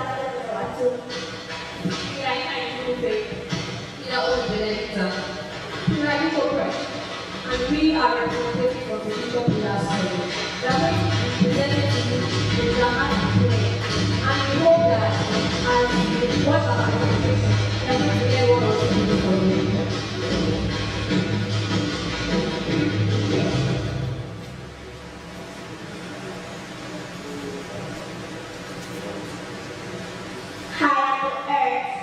I am the old. When you destroy me, my skin and my bone. But I forgive, and I forget, and I let you, but I still regret. Do you not realize I am your only hope? So do not stand around and go. Don't you sleep at night? Suffocation and absence of life. We need to fight against entities. The future will be bright, only if the time is right. Pollution here and there. To live well. See, and to respect my environment, we pass on so here. May it not be too late to come alive here. But to climate change, we humans will be the winter, and the body will be too much for us to get.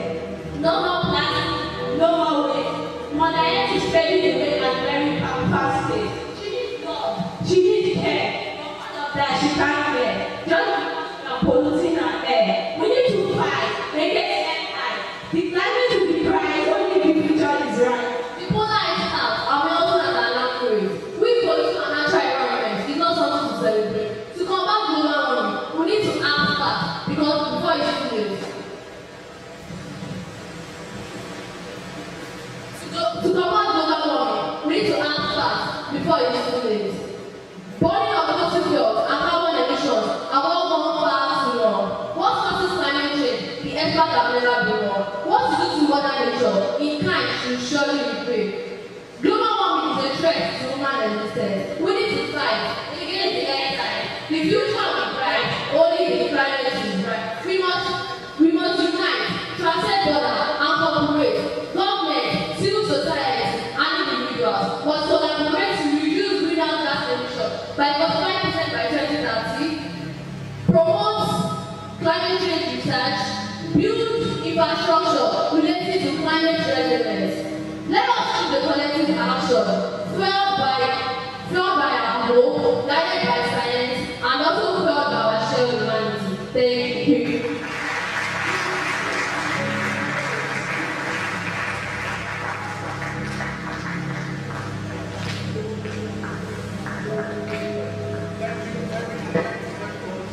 You kept to time. I wish I had my way of giving you bonus or keeping it to time. Thank you very much. Let's give them a round of applause. Now quickly, let's welcome Anglican Grammar School. We have to be very fast because of our time. Anglican Grammar School. I tell you something, if you clap for them, they'll be faster. The more you clap, the faster they get.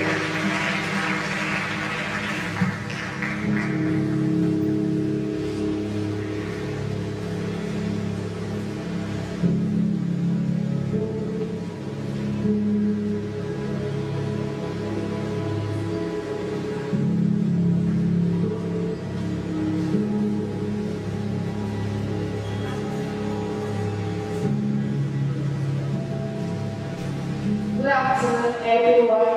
My name is Ivana Chile from Anglican Grammar School Senior, and I'll be here with me. We praise the Lord from Anglican Grammar School Senior. We are here to talk more on climate change. Earlier, we discovered that climate change is the long-term shift in the temperature of the atmosphere, and climate change can be caused by some gases, which are the greenhouse gases emissions that goes into the atmosphere. Climate change occurs when the gases of the greenhouse are much in the atmosphere. It will lead to some dangers, and it can be harmful to the environment. So climate change, we have some causes of climate change, which is the cutting down of trees in a simple term, deforestation, and population of a country really matters, and it can lead to climate change. Climate change has a way to overcome it, which are number one, afforestation, that is planting of trees, in order to reduce the carbon of the earth. Government policy. Government should invest, they should invest and they should reduce the price of things so people will be able to buy the electric materials. Now we have the sustainable development goal. How can we sustain our climate?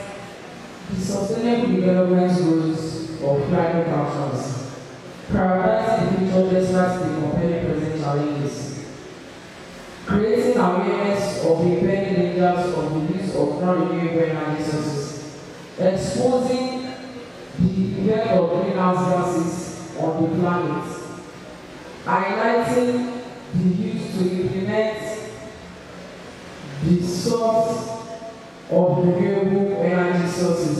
And here I have with me a project that the free energy water turbine.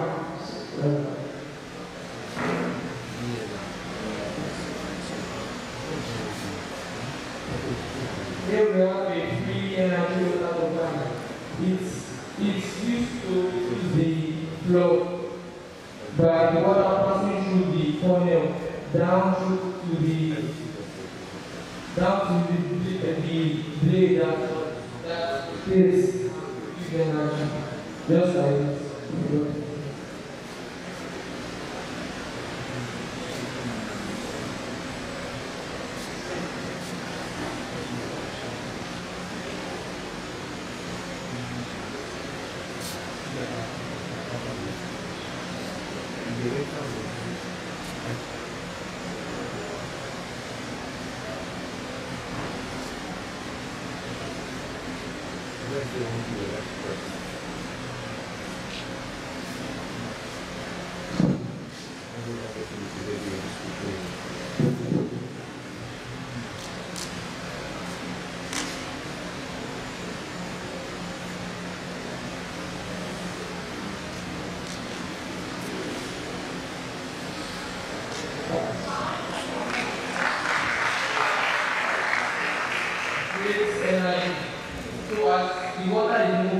It can produce energy for us that all the resources that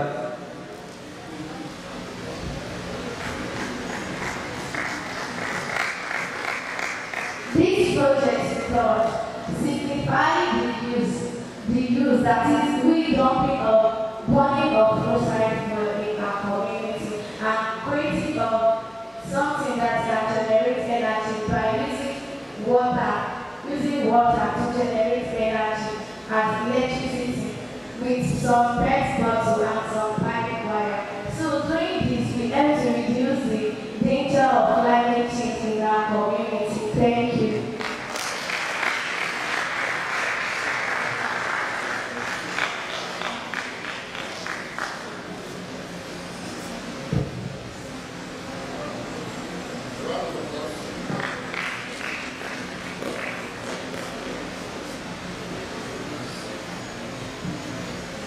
Round of applause, please.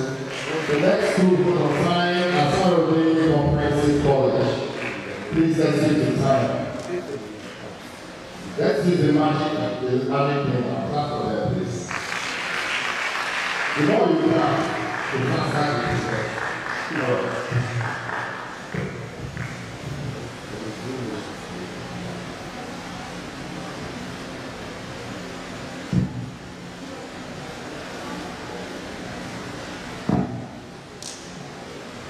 Good afternoon, everybody. Personality standing before you is Ibrahim Mizat. We are the 5 students who serve for First College Seniors and here with me is standing before you to emphasize on what's doing by climate change. Climate change refers to the significant alteration in global temperature and weather patterns over time. The causes of climate change can be categorized into natural and anthropogenic causes. Talking of natural causes of climate change, we have volcanic eruption. Large eruption due to the release of ash and sulfur dioxide into the atmosphere, leading to temporary cooling due to the reflection of sunlight.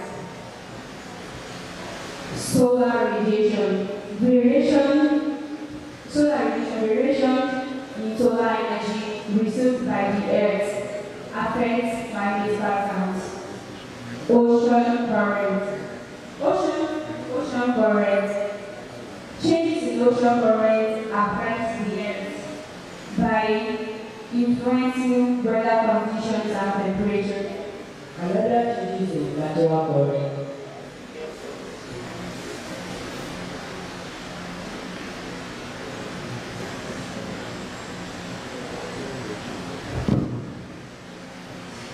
Another natural changes in climate change is Earth orbital changes.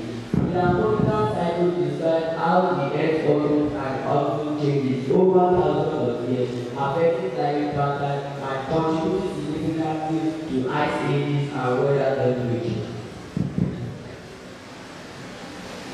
Moving on to anthropogenic causes of climate change, burning fossil fuels, combustion of coal, oil, and natural gases for energy and transportation.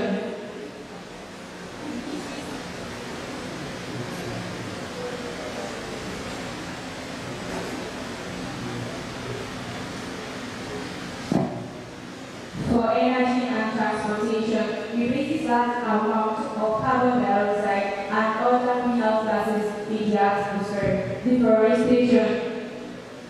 Trees absorb carbon dioxide when forests are cleared for agriculture and urban development. Agriculture practices, practically livestock farming, produces methane through enteric fermentation and nitrous oxide from fertile soil. One of the anthropogenic causes of climate change is poor waste management. Poor waste management exacerbates greenhouse gas emissions and landfill produces methane as their waste product. Another cause of anthropogenic events is industrial processes. Manufacturing and industrial activity emit various greenhouse effects and contributes significantly to climate change. Solutions to address climate change. We have transmission of renewable energy. Investments in solar, heat, hydro, and geothermal energy to reduce dependence on fossil oil and greenhouse and lower greenhouse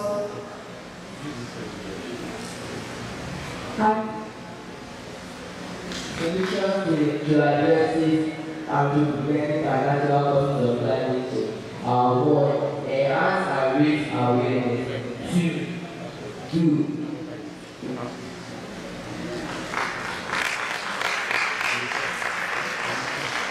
Implementing these factors requires cooperation from governments, businesses, and individuals to build sustainable future. Thank you.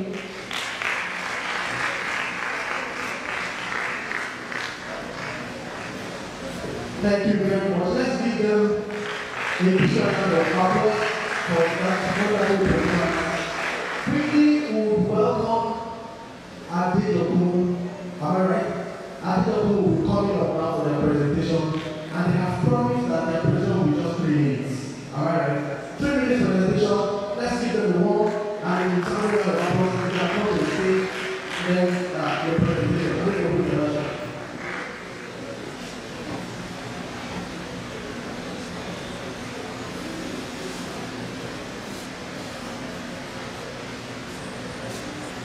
Good afternoon, everyone. My name is Eric Holloway.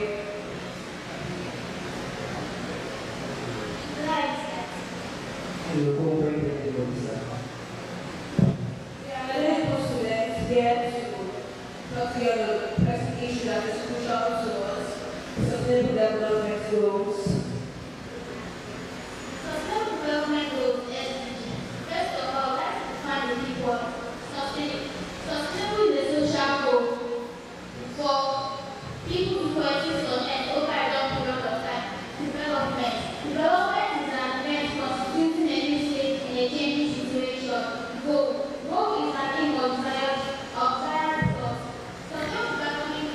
is the aim to transform our world. A call to action to end poverty and inequality, to protect the planet, and ensure that everyone enjoys health, prosperity, and justice. Sustainable Development Goals was adopted by the United Nations in 2015 with the slogan "Leave no one behind." It was adopted to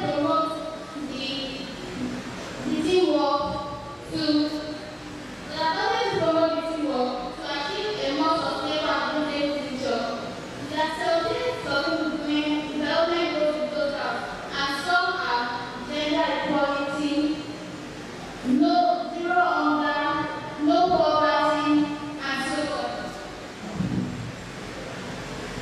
These sustainable development goals can be achieved through restricting human activities, developing human resources, technological development.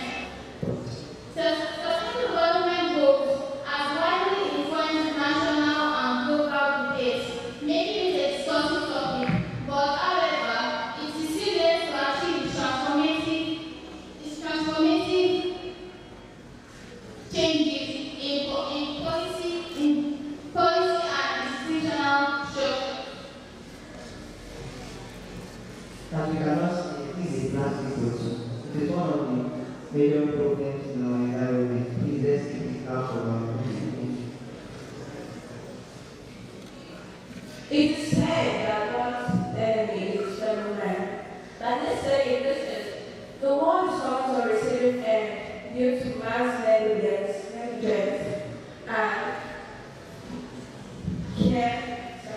careless attitude. In conclusion, this is a general call for us all to rise to the occasion. To rise to the occasion.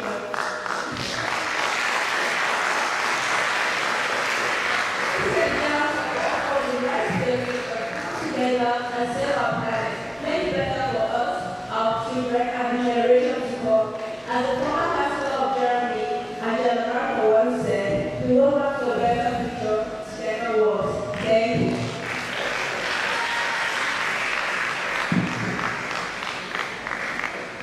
Thank you very much. Your time. The next school program is Fortune Spring School. Fortune Spring School. Are you here? Fortune. Then Faith Academy should prepare. Faith Academy can come forward, please. On the front row. Is that Fortune?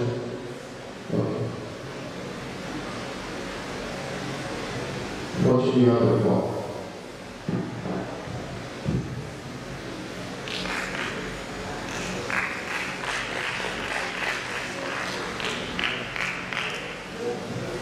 Good everyone. My name is Oluwatimi Light, and we are climate champions of Fortune School. We're here to empower all your minds to need knowledge of climate change to help ensure a better future. Now, when we talk about climate change, what comes to our mind? What comes to our mind is climate, what comes to our mind is weather, temperature, rainfall, but all is very different from climate change. The weather is the atmospheric condition of a particular place over a short period of time. This will be days, hours, minutes, but it's not for a very long time. And climate is the average weather condition of a particular place over a long period of time, approximately 35. Okay, now let's talk about climate change. Firstly, what is climate change? It changes the statistical property of what the average water condition over a long period of time. It is also the change in the average water content over a long period of time, and the change in temperature and weather patterns. So these changes now, it was noted that these changes were caused by nature, but significantly it has been noted now that they are caused by human activities, such as burning of fossil fuels and cutting of trees. And this has very critical effects on the earth. Alright, so this is where SDG comes in. SDG is an abbreviation meaning Sustainable Development Goals. This is a collection of 17 related goals which help to better the living of human beings. Alright, so I'm working on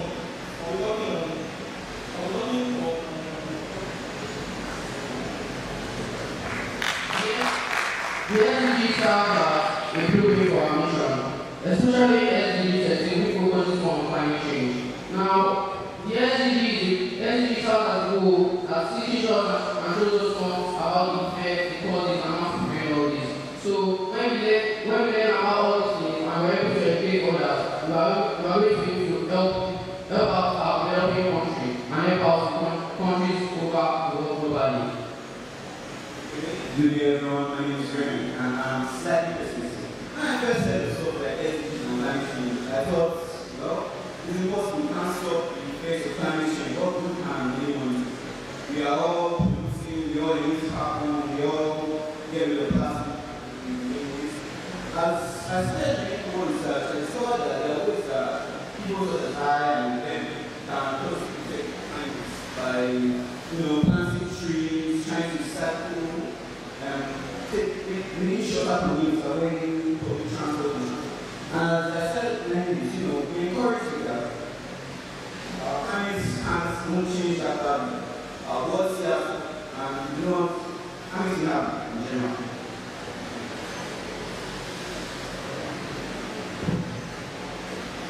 Yes, we have the causes. The causes, if you don't stop it now, what's going to happen? If you don't fight. All of this is overwhelming, yes. Collapsing of ecosystems, the extinction of species, the melting of the polar ice cap. But amidst all these challenges, there is an opportunity. I'm not saying the opportunity, but an extraordinary opportunity. And what this opportunity is we youth. It's time for us to stand. It's time for us to fight. It's time for us to gather together, put on the energy group partnership. It's time for us to bring an end to all of this. And nobody else can do this because only us has the energy, only us has the capability, only us has the creativity. And we have this now, we slow this down, we fight this down, but we are the youth, we are strong. And we put that down because the speech guys says now. Thank you.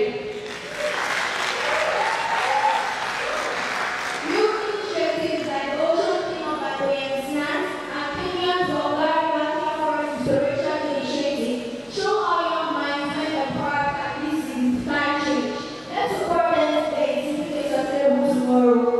We can fight climate change. Thank you.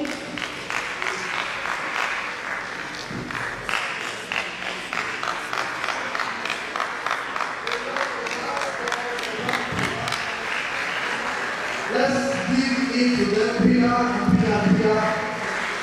Now we have the last, but not the least, that is State Academy for their presentation. Can we give them a warm resounding round of applause? State Academy, please.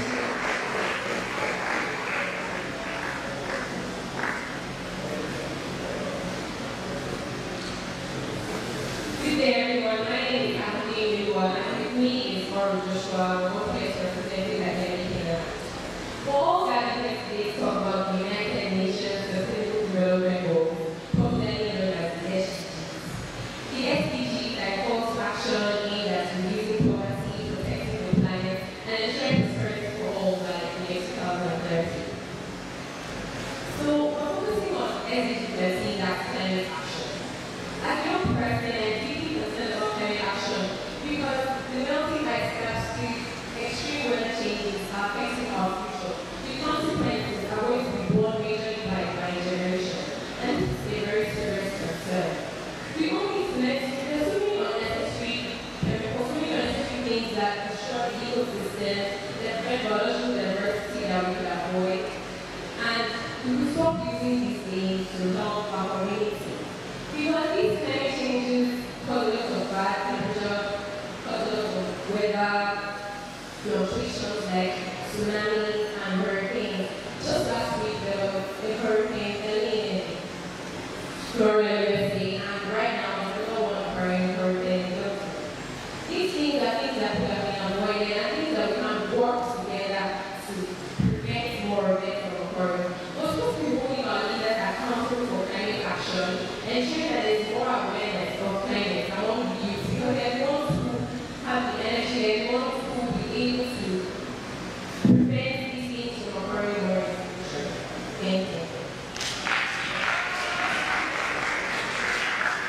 currently ongoing is an alarming increase in the rate of dangers caused by traumatic condition. There is a very increasing rate and a very increasing figure on the dangers caused by traumatic condition. But we tend to forget the fact that it's actually partially our fault.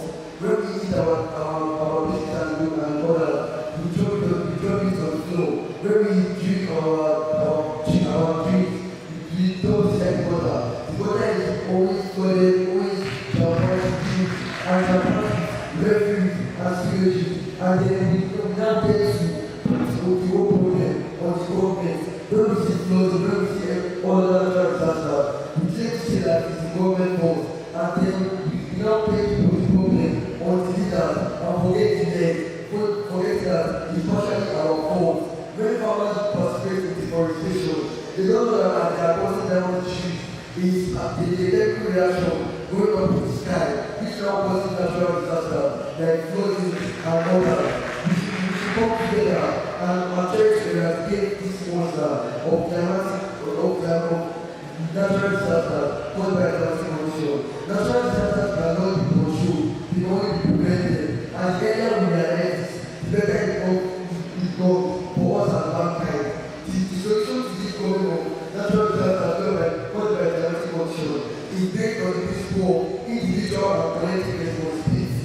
Individual responsibility brings us that we should not be dumping our leaders, we should not be dumping our refugees, we should not be imposing sewages on our environment, because this can actually cause natural disasters that tend to limit the vulnerability of mankind. And based on collective responsibility, we should always gather at least once a week to engage on general sanitation, cleaning of the water, clearing of the road, sweeping of the streets, in order to enhance and build the positive lifestyle for our environment. And also we should try to support all these climatic resilient organizations. We should try to support them and encourage them so that they can be encouraged and then do more to ensure sustainable and comfortability in our environment. Let us all work hand in hand and then come together and rise up and say no to this natural disaster caused by climatic conditions, because if we don't stop them, they have the ability to stop us. Thank you.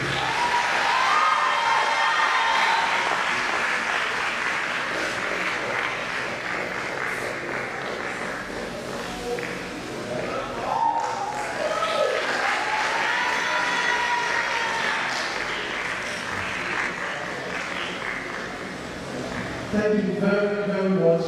Indeed, all the students that participated today, you did wonderfully well. Honestly, it was a wonderful presentation. Brilliant, intelligent presentations from all the students. Now, please, can we give ourselves a big round of applause? Let's appreciate ourselves for this wonderful outing. Now, because of our time, in the next few minutes, this program will be coming to an end. Two major things that are left to be done.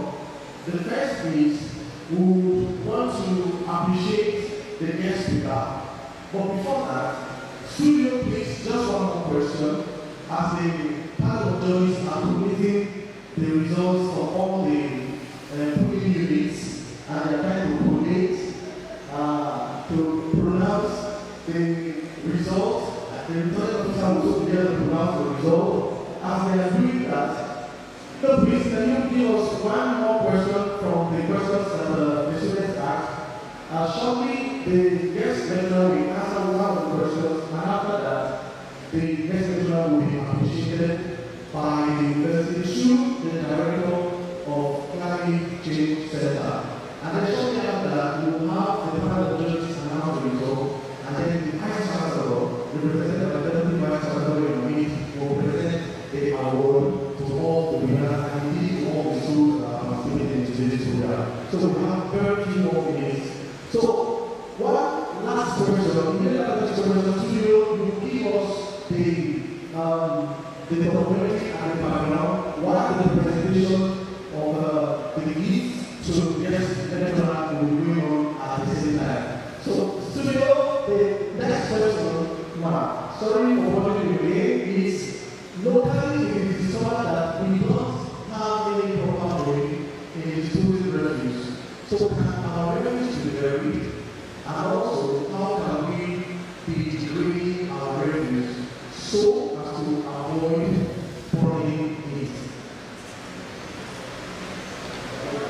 Thank you very much. Revenues management is a big issue in the country. And it's a problem because in Nigeria, we don't solve our waste. We already the questions everything together. If we solve the waste from the point of production, the organic one of the berries and the organic one of the one from our vegetables, the leftover from the berries, because we actually use involved in that. But most of us are not berries because they are not available like the plastics, the rubber, people don't bring them, they're only costing more than that. So my take is that from the point of generation of waste, we consult them out. So like this our university now, we have paper to one side, and such paper will be recycled into tissue, cardboard, cartons and all that. And then the bottles and can. Today we have people that are able to can and doing recycling. So something waste actually the way to go to help us to release the trouble. One of our efforts that we are established today is the way for us to be giving us because I wish as a way of finding the mission. But I think we will do something. We will do this or do it because so that we go to the second pay. And we are aware that in most of our government areas, we have what we call the landfill system. Scandinavians are always very picking up to the order and still using the same. So I think the department and the local government that are to exercises, those are the areas where we manage.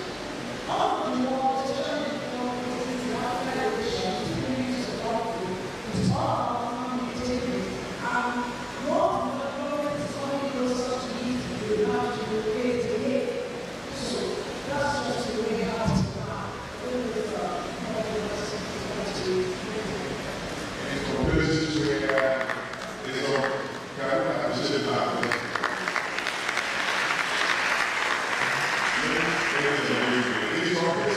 Where you can see where we are students here.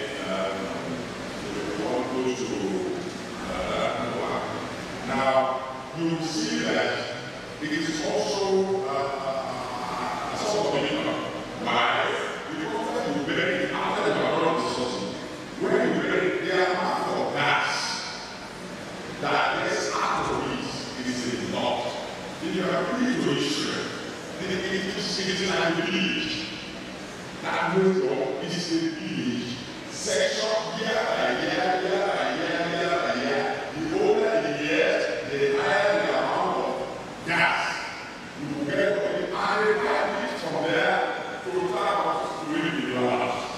So if we are very intelligent, I thought it is the best. Because we also use the old from it. Very good.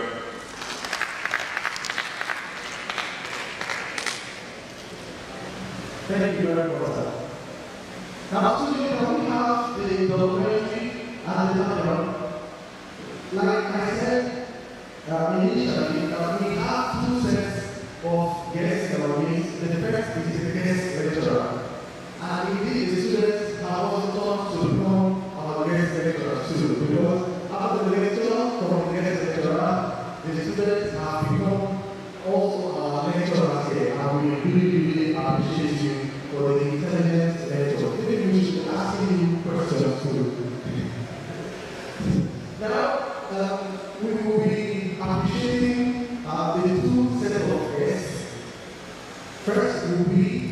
the guest lecturer, and then we will also be appreciating the students that are here.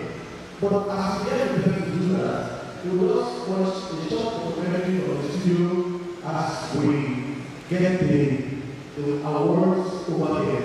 Studio, please.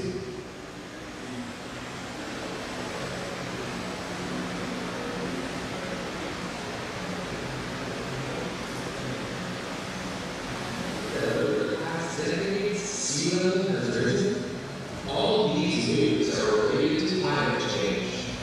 To understand better what climate change is, we should define what a planet is. The planet is a combination of atmospheric conditions that occur in place for a prolonged period of time. Over the past centuries, the climate everywhere around the Earth has changed, altering the usual conditions of place regarding precipitation and temperature.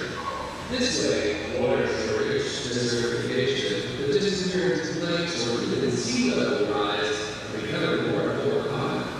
In addition, the number of natural disasters like droughts, floods, or huge storms has increased.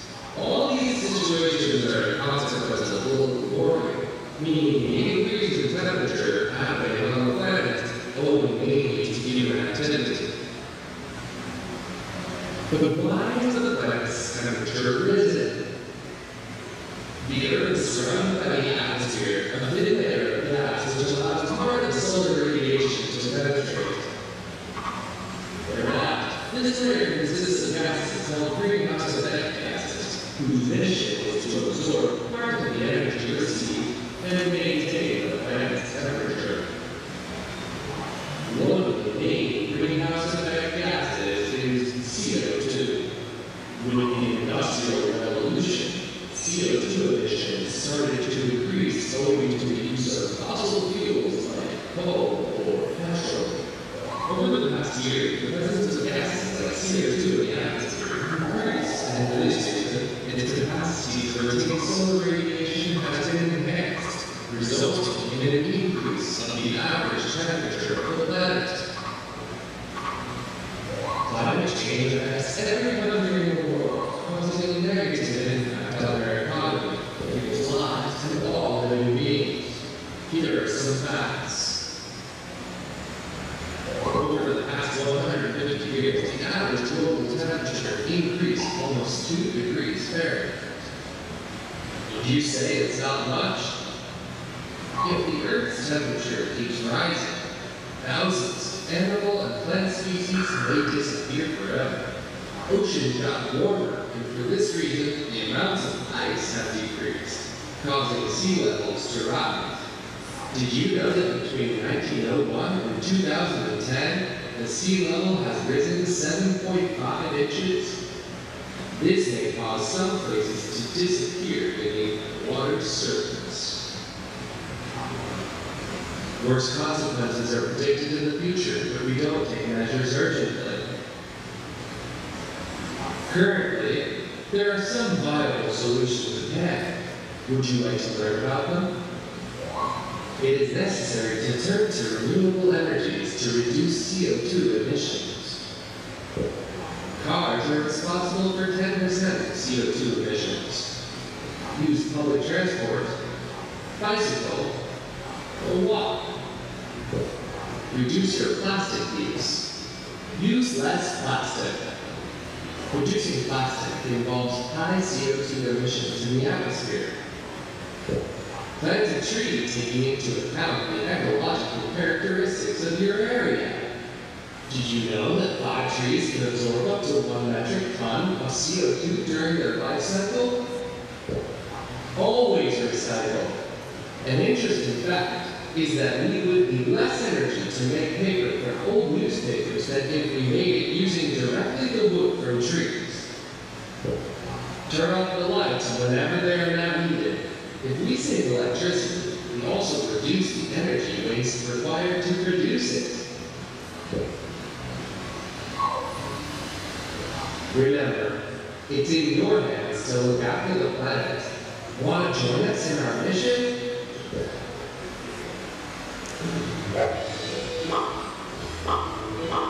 Did you like the video?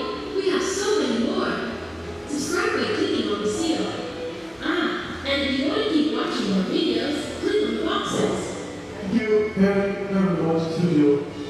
Now, we would first be calling on all the schools for a certificate of participation. Smile and learn. So please, and Vice Chancellor, I agree with indulgence that we would request that you would help present the certificate of participation to all the schools that are here. Can we give a round of applause as to how our very much of the rest of the students? If you hear the name of your school, please, can you quickly come out? I'm sure you want to take a group photograph. So the schools come up quickly, you take a certificate of participation and the teacher, and then you take the group photograph very fast. The first school here is Adedopo International School. Please, can you come quickly? And after that, we have Lycée Secondary School. Please, can you make it fast? Just come up quickly, you take the group photograph, you take the Chancellor, and you take your certificate of participation. So in that order, please, Adedopo first, Lycée second, the Pels Comprehensive Talk.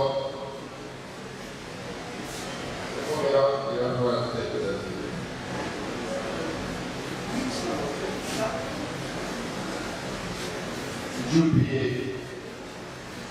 4. Listen, please.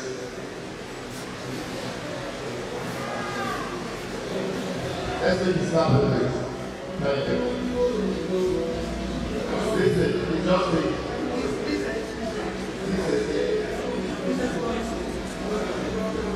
The bells, please.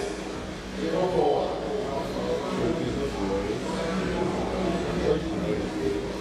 Please, the teachers can come with them. Listen. The teachers, please can.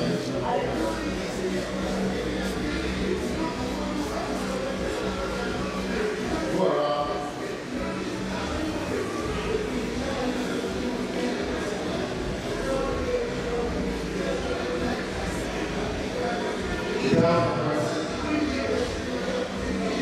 Would you be please?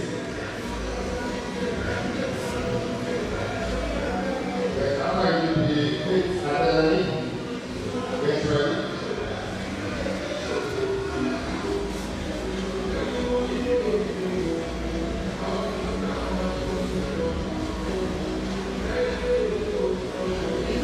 You be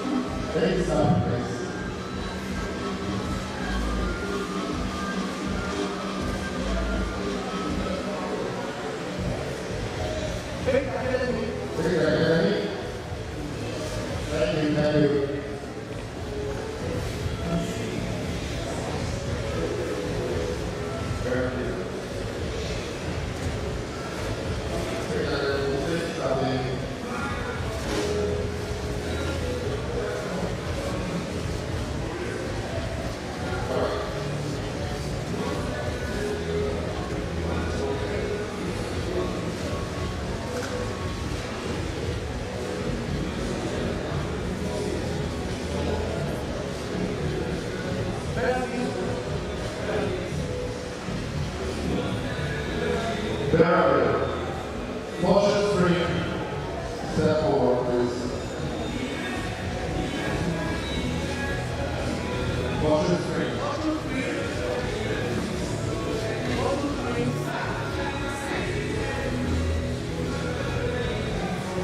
Watch your screen, please.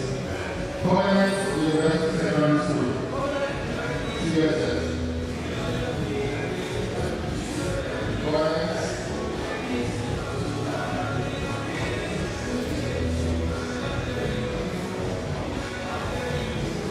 Watch your Covenant. Covenant, go to this side, please.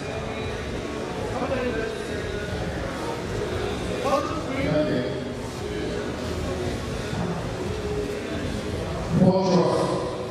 Cultural school. Covenant, first Covenant, please.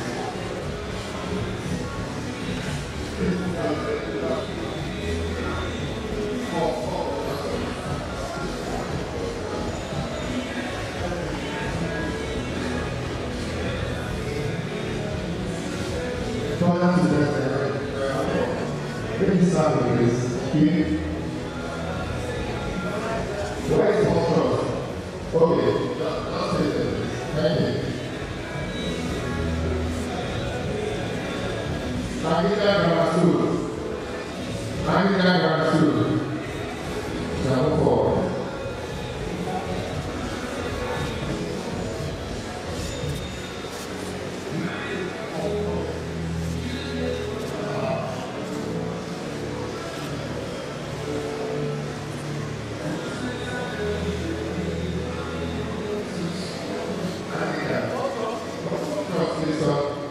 Anglican, please go to this side.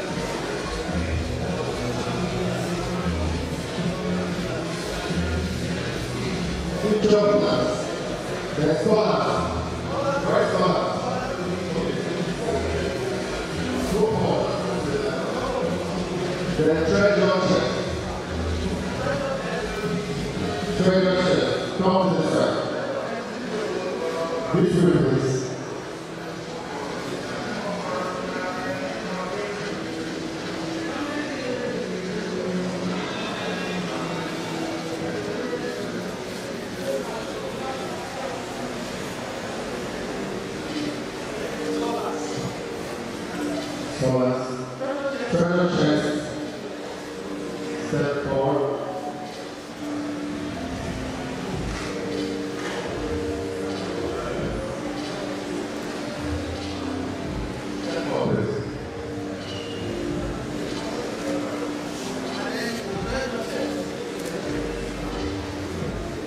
Federal Chess.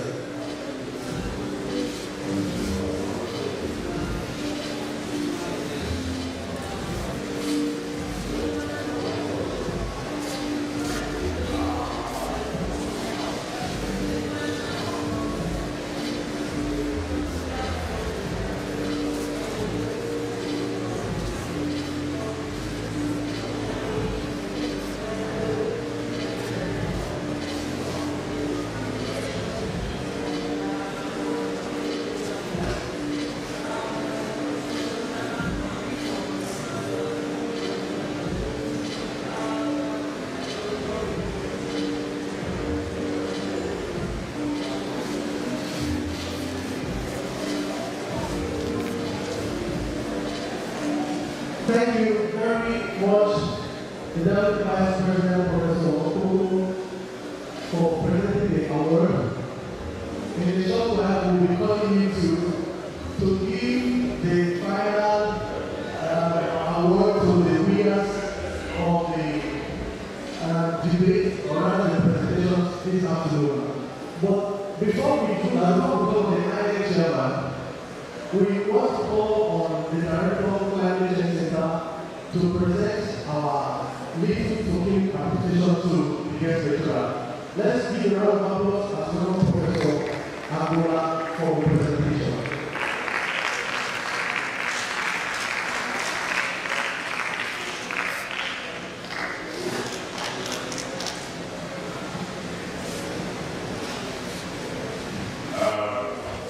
Ladies and gentlemen, the Vice Chancellor, represented by the Deputy Vice Chancellor, all members of the Center for Climate Change, on behalf of the West University of Technology, and on behalf of the Center for Climate Change, I have represented our very spoken to our guest lecturer, Professor Grace, who are from the Tech People, for our mentors, presentation to all, and the people that are awareness.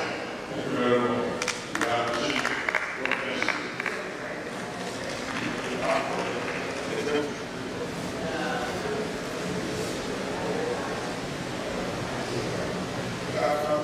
Members of the Center for Climate Change, can we quickly come and yes, ma'am. Members of the Center for Climate Change.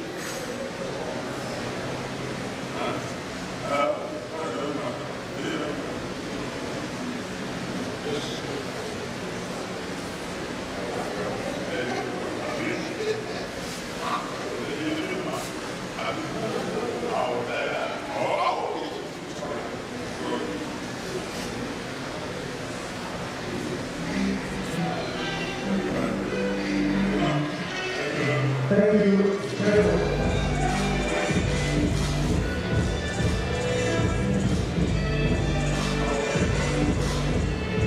Thank you very much, sir. Now we want to welcome the INEC chairman, the person of Professor Igbilo, to give us the results of the presentations. Let's give a round of applause and welcome Professor Malachi Igbilo.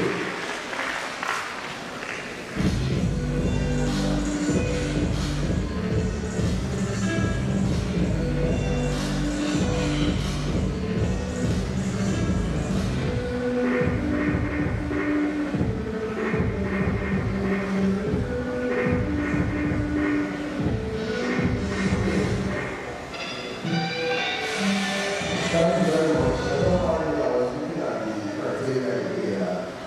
You know, the most important thing here is to come here.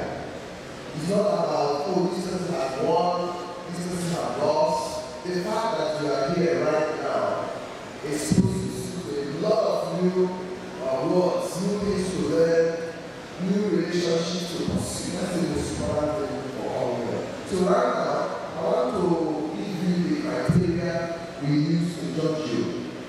The first one is the content. What's the content of what you're saying? The second one is the mode of presenting. How do you present this The third one is the impact. Impact and feasibility of what is presented. And then we have teamwork. We came as a team. How impactful was that team? And then creativity. How great was that presentation? And then we have scores associated with this criteria. The first one is the content is 40%, presentation 90%, impact 10%, teamwork 10%, creativity 10%. And so that is here. I will call the total scores before I now announce the winners. Okay, and we have our total score 71.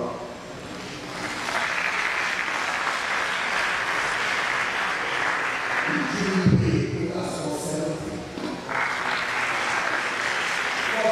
Total score 64. Covering the rest of the school, total score 61. Best competency, total score 56. Cultural strength, total score 55. Faith academy, total score 54. Advocacy, total score 48. And Saturday, total score 43. Remember that this was scored by 4 AUBI scholars. And so the first division goes to American Grammar School. And the second division goes to the GPAs. And the third division goes to the Washington Glass School.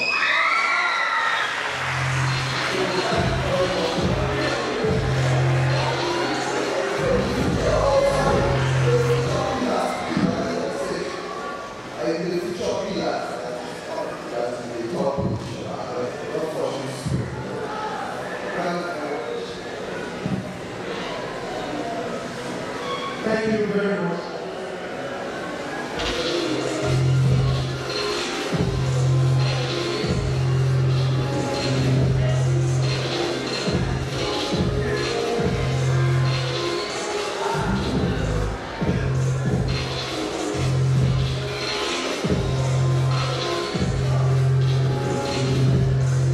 Thank you very much. I want to say a big thank you to all the participants. You all did very, very well. And I want to say also a big thank you to the panel of judges that critically looked at the presentation. We are grateful. By this, we have come to the end of the assignment, and we shall receive the Vice Chancellor handshake for a job well done. I want to say prayers in your voices. Correspondent, thank you very much. Now, we will be presenting the awards to the first, the second, and the third position. This is to appreciate everyone that turned out for this special program. It's just the first in the series of meetings that will come, and I'm sure that if you get the best position today, the next one will definitely get the best position. And by the way, we all did very, very well. The first position has some monetary gifts apart from the award, and a check is being issued right away. I'll give you the check.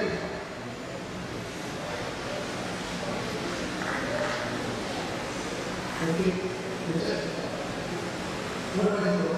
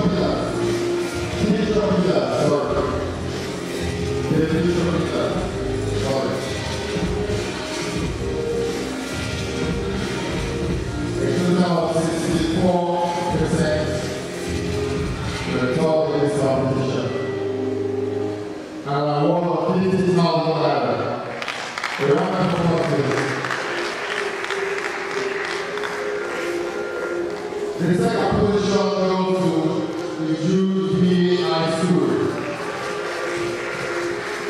The UB High School with a total score of 70%.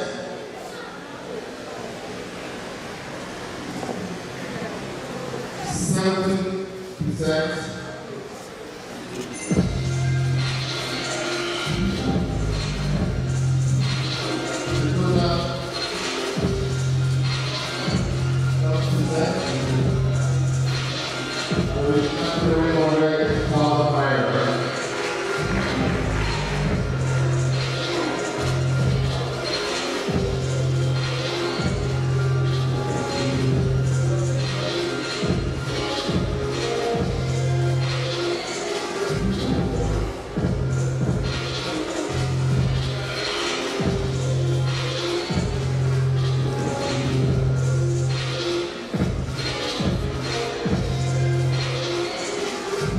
Thank you very much.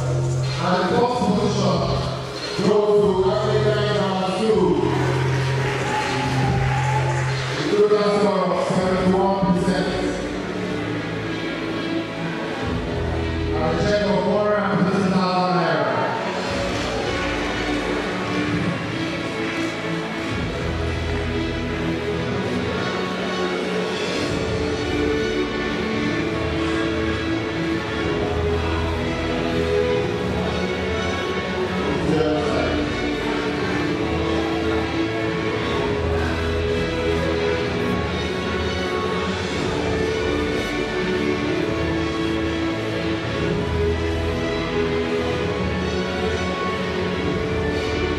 African Grammar School. The round of applause, please, for the fourth position.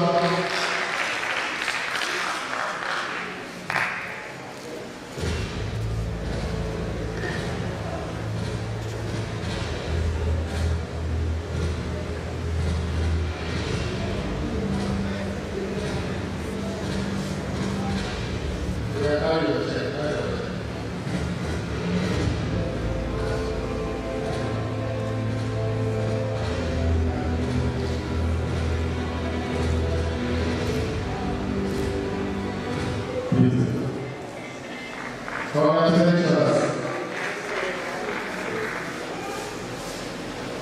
Let's give a round of applause to my first position. African Grammar School paid for in the presentation. The first certification program of climate change and climate change center and SDG 13 Pillars of Medicine of Technology. Thank you very much for a wonderful outing this afternoon.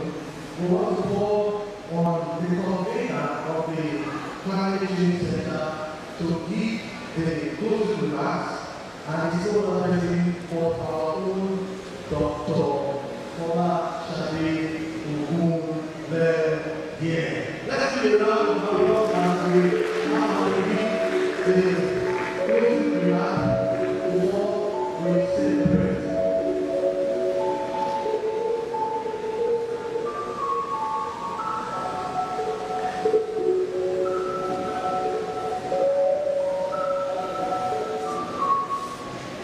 Thank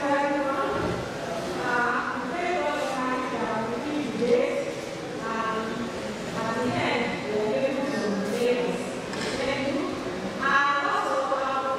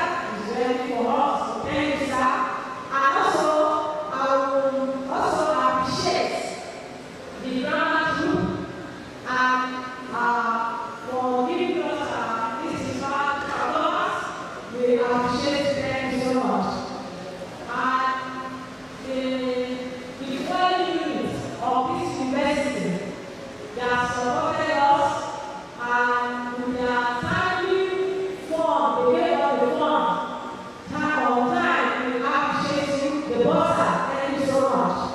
And also, my appreciation also goes to the next thing, and Mr. Oyewole and Dr. Adeyomo, they really support us. Thank you so much. And also, I really appreciate all the schools that are present here. If you are not here, you can't do anything. We really appreciate you. Thank you for coming. And also, I appreciate my colleagues, the NDG member, the climate club, and Center for Climate Change. Thank you all for coming. God bless you. And I wish you safe trip back to your school. Thank you all. We started with prayers and we will pray. The closing prayer will be called by Secretary Teacher. It's Angelo. All right. Please come out to prayer. Thank you. That's everybody.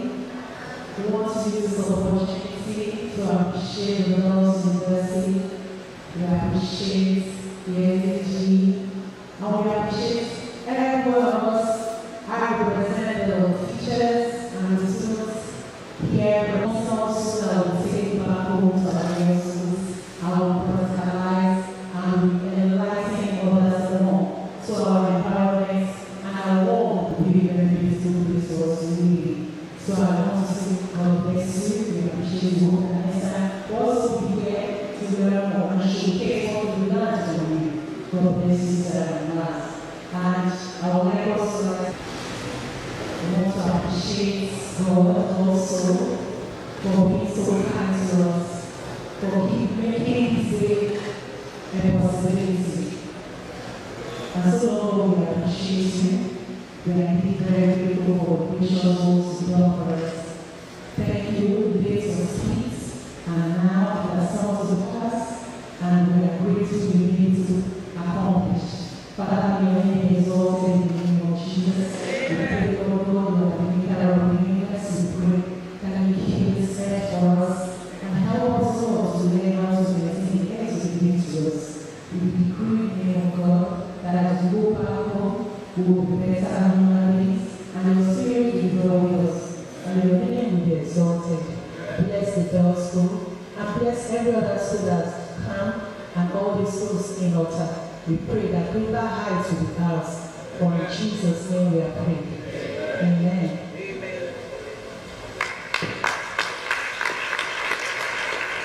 While we remain standing, please let's take the national anthem. Studio, please.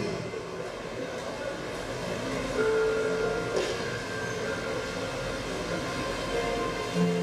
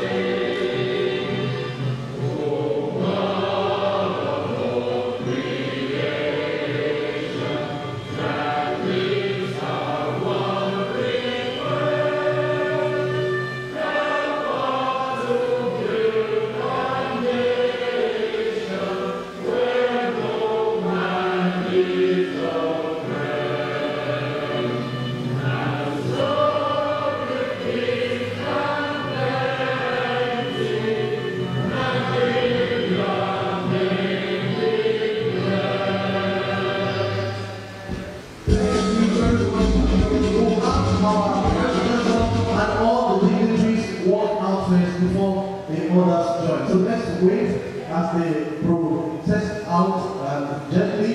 And please, they shall be processing to the front of the Senate building where we shall have a good photograph. So members of the Climate Change Center and members of the SDG 13 group, please let's meet with the dignitaries there so we can have our group photograph. Studio, we hand over to you on behalf of Dr. Alabi Shegun and myself, Dr. Chido Ode. We thank you so much for this wonderful program. And we wish you Johnny Mercy's back.